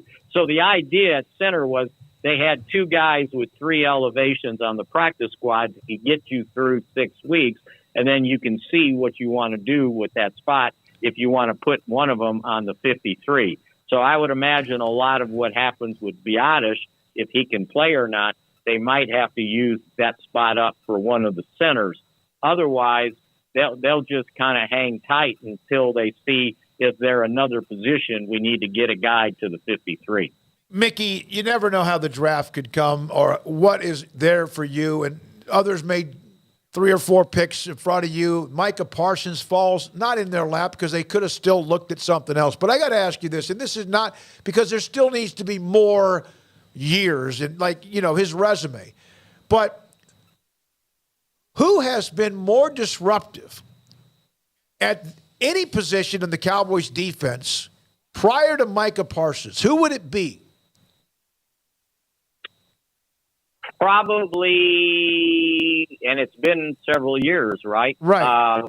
Probably DeMarcus Ware. Okay. He at times in his career when he was healthy, he basically was unblockable.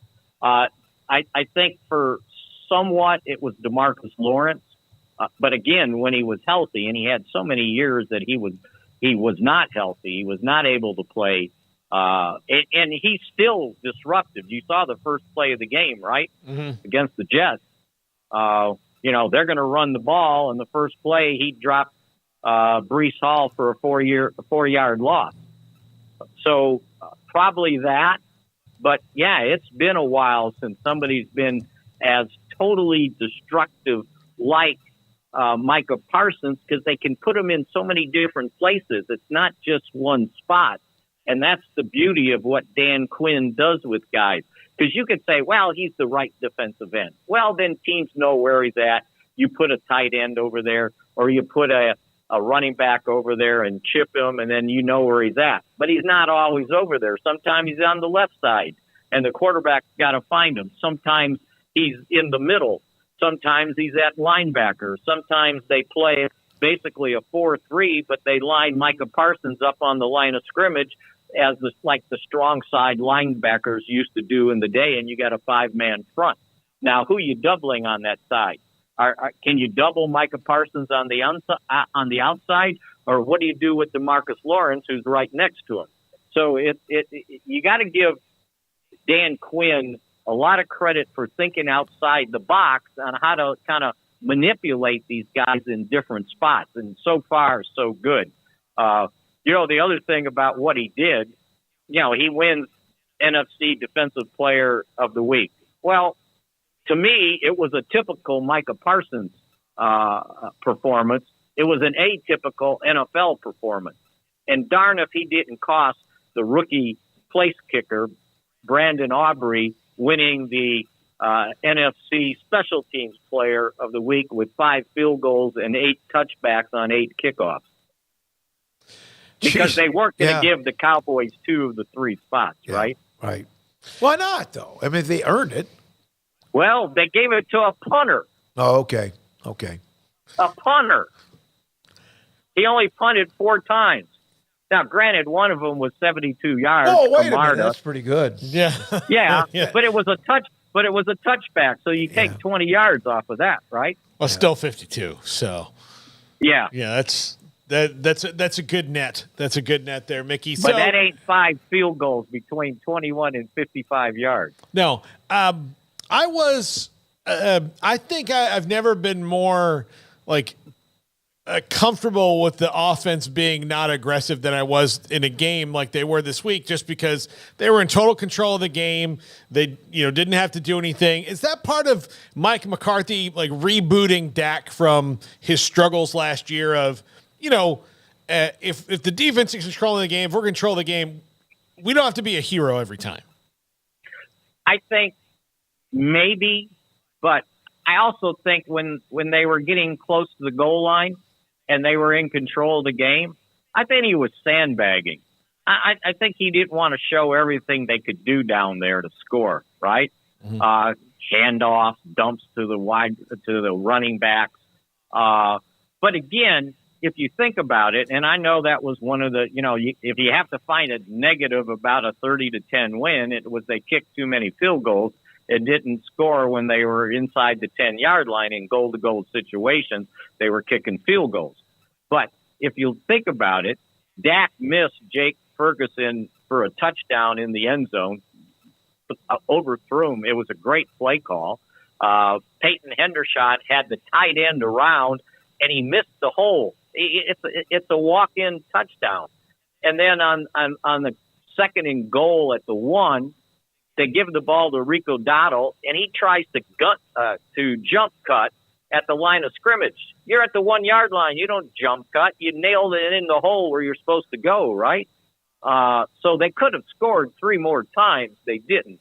But there was part of me thinking he was real conservative with the play calls because he didn't want to show Arizona, exactly what they were going to do all the time at the goal line. Because if you think back to 40-0 against the Giants, they hit the edges with their speed, right? Pollard got a pitch out to the edge, and he scores. Kevontae Turpin got a pitch out from the 9, and he gets to the edge and scores. So I think there's different ways to attack inside that they could have done more. But you're right. They didn't have to do a lot of, 20, 30-yard passes after they piled up that lead. All right. The heck with the Cowboys. The news today was Trayvon Diggs. Missouri beats Kansas State, your alma mater, on a 61-yard kicker with a little pot belly and a 92 on his jersey, just drilled it. Where were you at that time? Oh, good question, David. So you realize his nickname is the thicker kicker, right? Thicker kicker. Okay, good. I like it. Because you're right. He's like 200 pounds, I think. And he spells it on his shirt that he sells under his NIL ability, THICCER. Oh, okay. Right? Thicker kicker. Okay, so here's what's happening. I had an appearance. The Cowboys, the Star Sports Tours does a reception every afternoon on Saturdays before the game for the people they bring in on their deal. And I just finished, and I jumped in the car. I'm going to watch it on my phone, and my phone runs out of juice. So I pull off somewhere where I know there's a place to get to a TV, because this game's going overtime, right? So I pull off, and I knew there was a Hooters there with a lot of TVs. I said, okay, they got to have this game on. Well, I'm in the parking lot, and I'm sitting there. My phone comes back on. I got enough juice. I'm watching it, and I'm saying, okay, let me see how this ends. And then when it goes into overtime, I'm going to go inside. Well, he hit from 61, right? And it was all I can do to restrain myself from starting to honk my horn. My hand was right up there ready to do it, and I'm going, oh, I can't be that guy. But that's where I was. I got to cross-check you in examination. You said you went to Hooters where they have a lot of televisions. Exactly. I didn't need to eat. Why else would I go in there? No, there are televisions everywhere. Televisions, yeah. Mickey, thank you. Thanks for the timing again of today with Trayvon Diggs. Bad news. Hate the news for Trayvon Diggs. Just got the new contract and everything. But they are so good on defense, although not as good without him. Thanks for your time today. Yeah, absolutely. You're talking a two-time Pro Bowler that you don't have. And by the way, and Paul asked about Biadasz. He was a Pro Bowler too last year. Mm-hmm. What? Yeah, I didn't know. I did not know that. Yeah, okay. It's coming to his own. Thank you very much. They are just all right, guys. They're rocking it in the personnel department, draft and or free agents and trades. When we come back, Paul Catalina and his top five. Don Humidor and Coffee Beans in the Townwest Shopping Center off Valley Mills in Waco. Played golf today and had a couple of nice cigars. One was an Aston, one was Macanudo.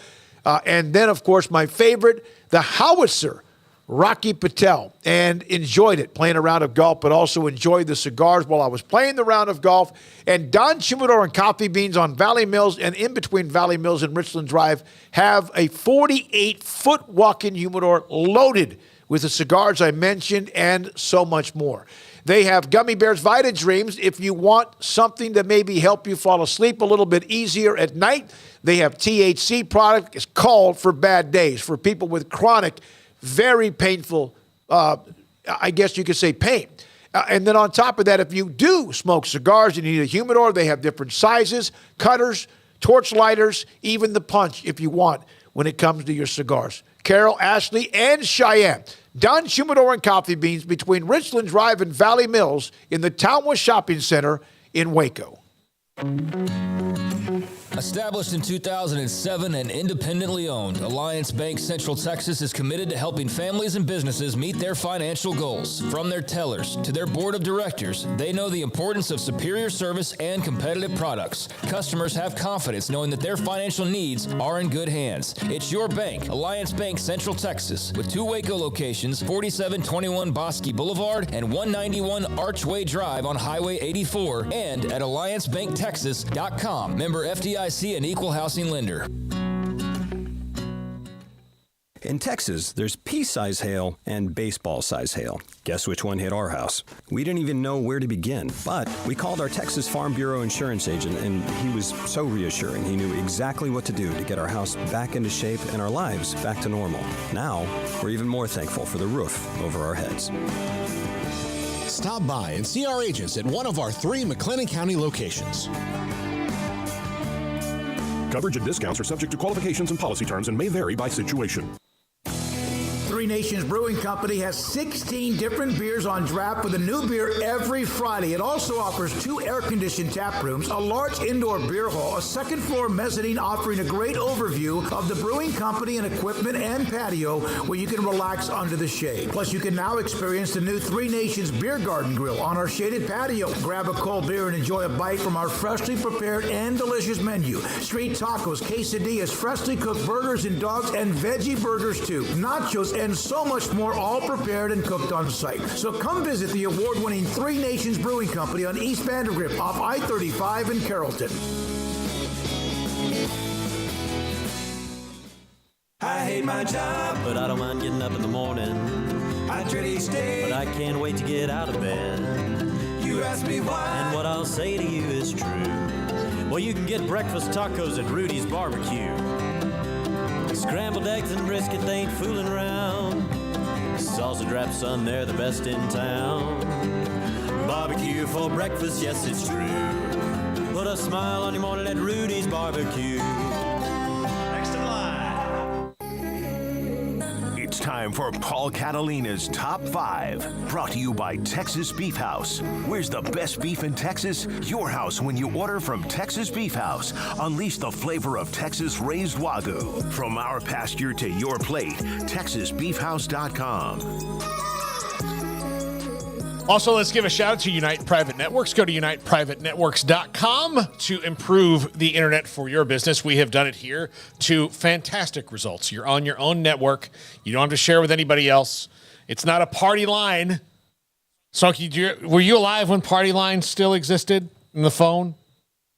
I think I remember that, but I mean, like a thing, like you would be on it. Like there was a thing you would be on a party line, like a conference call. No, like they shared lines, and sometimes like you would pick up the phone, you'd be like Beechwood 274. No, like this is a party line, sir, and they'd have to switch you off. Yeah, it's like how everybody back in the day talks like that.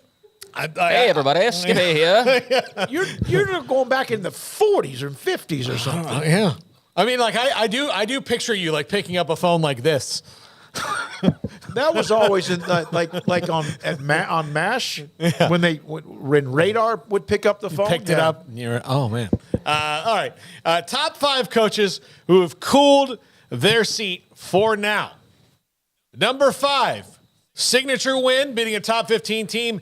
Eli Drinkwitz. You just heard Mickey talking about it with the thicker kicker there, but Eli Drinkwitz has gotten his team a signature win. Now, how do you build on it? Their quarterback played really well in that game, even though they got a little banged up. So we'll see. Can they build on this moving forward? I like Eli Drinkwitz. I think I like him because of the trash talk between him and Dan Mullen a couple of years ago. They went back and forth, but I hope he makes it. I hope that he makes it good. But Missouri they're kind of caught in this middle ground of they didn't build on their great runs in the Big 12 or their early good runs in the SEC. They're just caught in this middle ground of weird right now. But Eli Drinkwitz got a signature win for his program.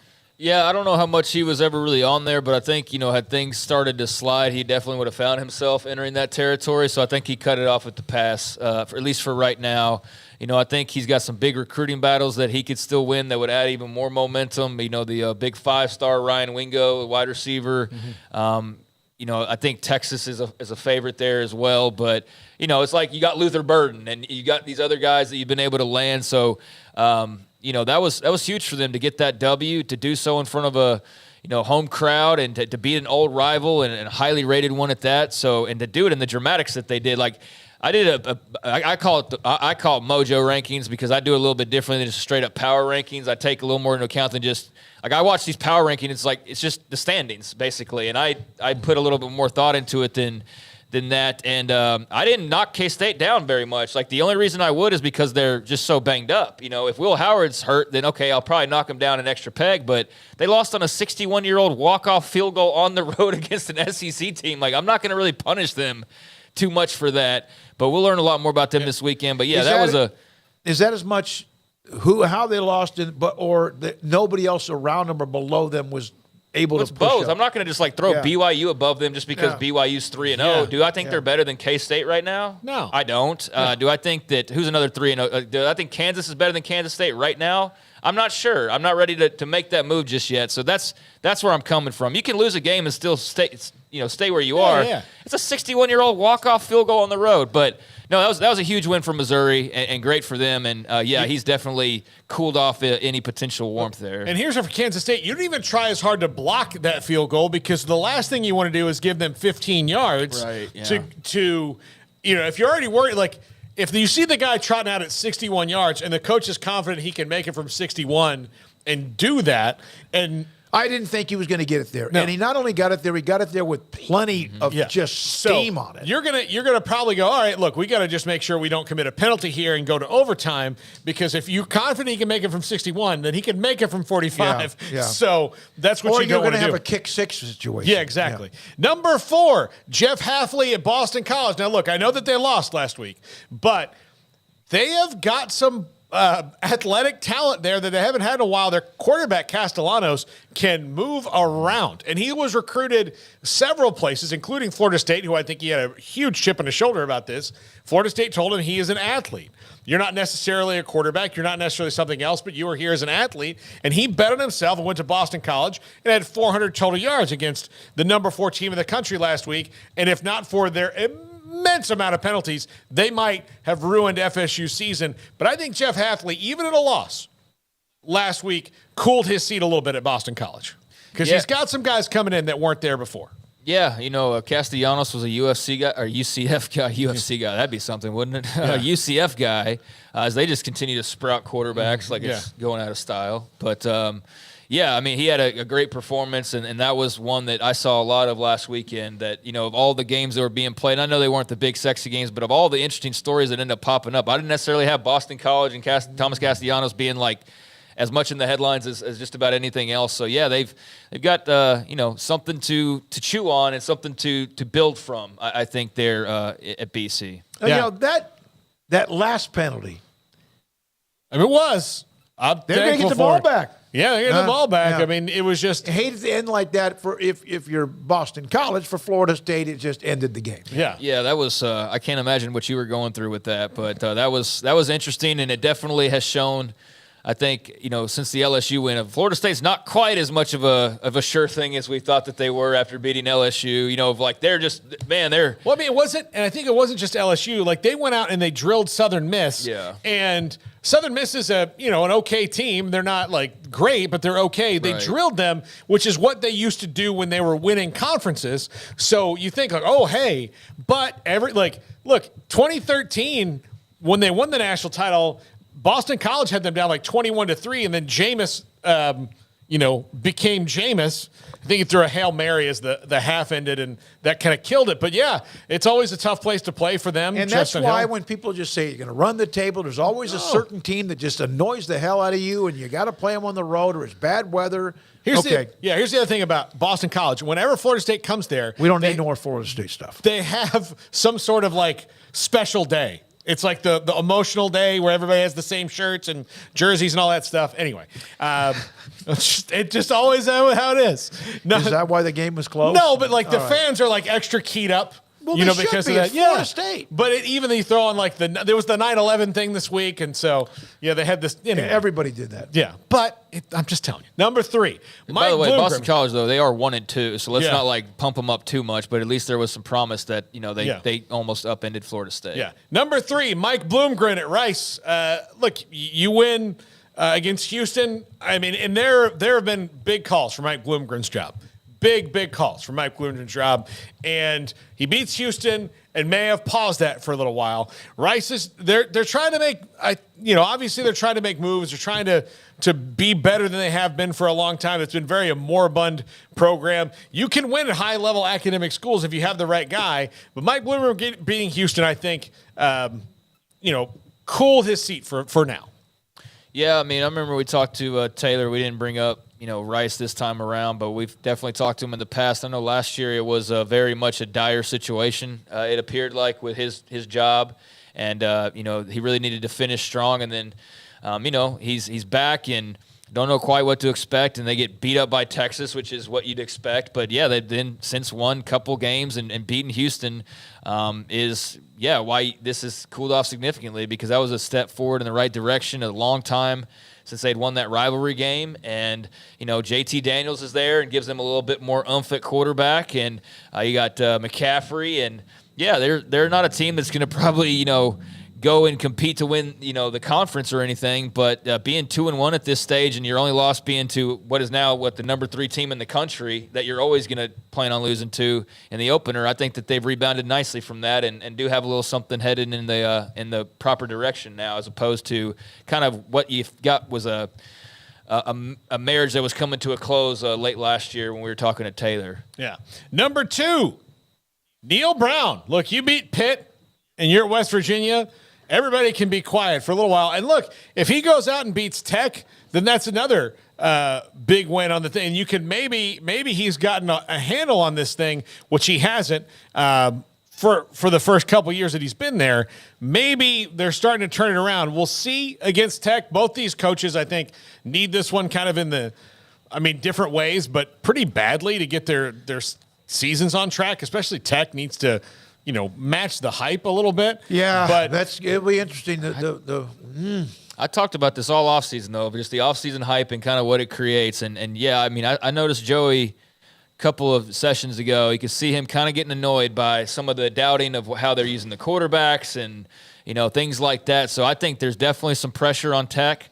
I think some of the pressure has lessened on Neil Brown, where at least for this week he can kind of just play free and easy because he's won a couple of games to sort of take that heat off. And so now it's like you're expected still to lose to Tech, but now you have confidence that maybe you can beat them because they're not, world beaters by any means. You're at home.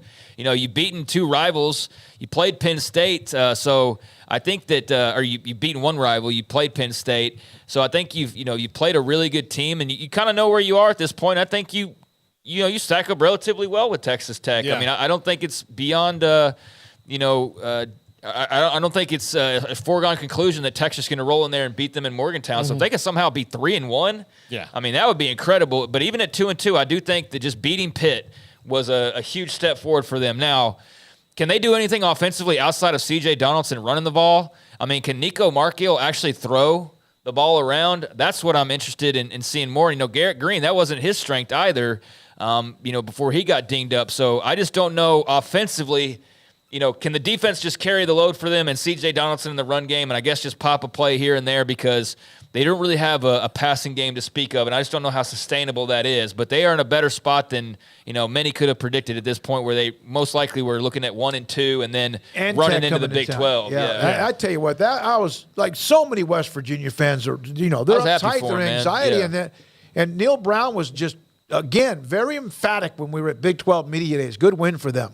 Yeah, absolutely. Number 1, Billy Napier. Oh, yeah. And he was not even a full. I think you get the point where you get crazy and you just start throwing money around, and then you look around and go, hey, why don't we?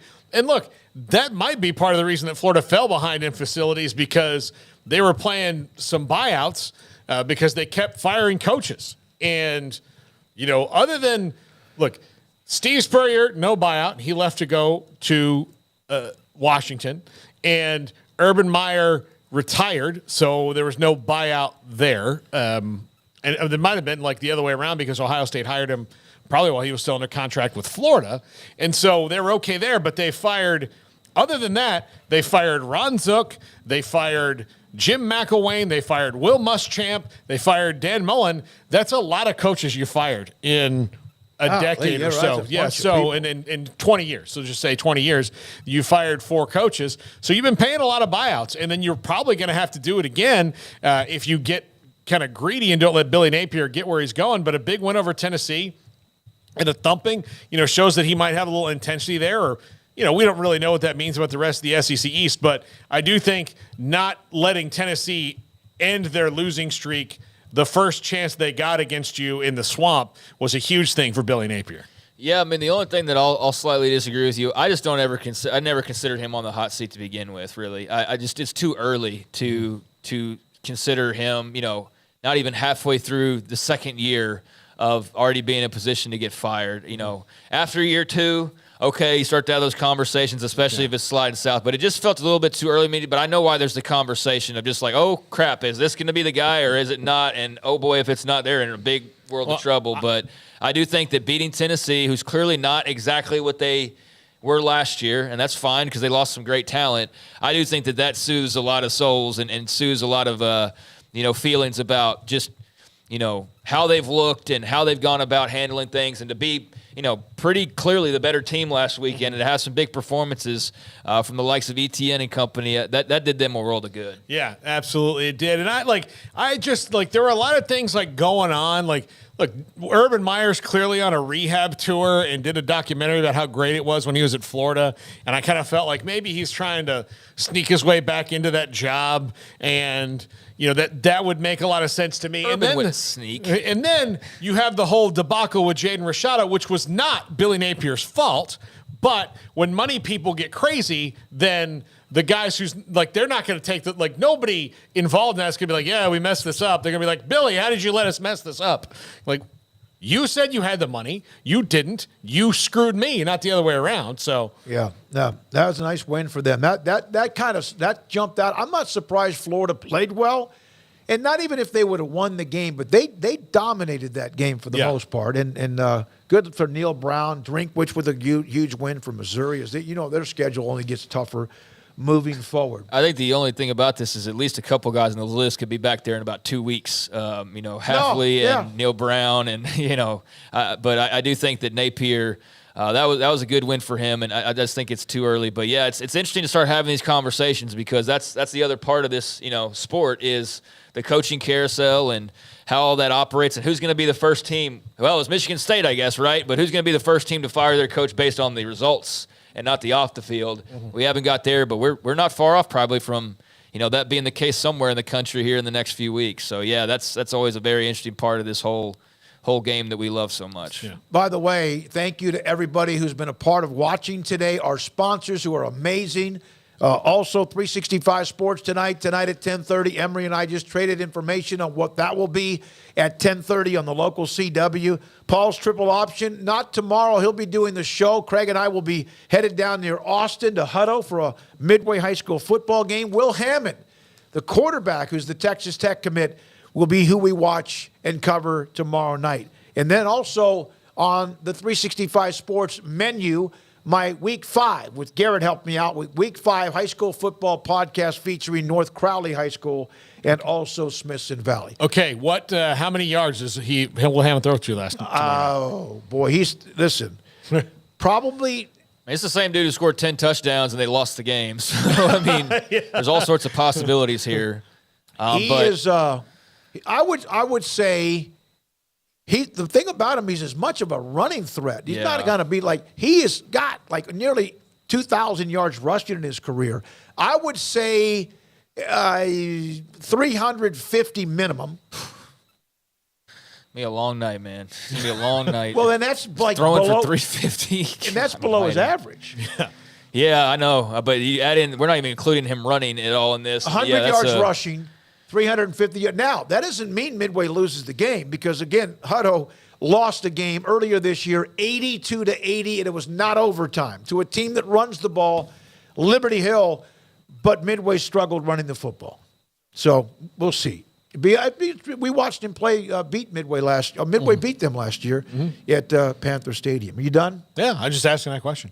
I'd say it's going to be tough to contain him. Now, Grant Ross, thank you very much. Jack and Emery, Levi, everybody, thank you, all of you, again, who watches. For Craig Smoak and Paul Catalina, I'm David Smoak. This is 365 Sports. Have a great night.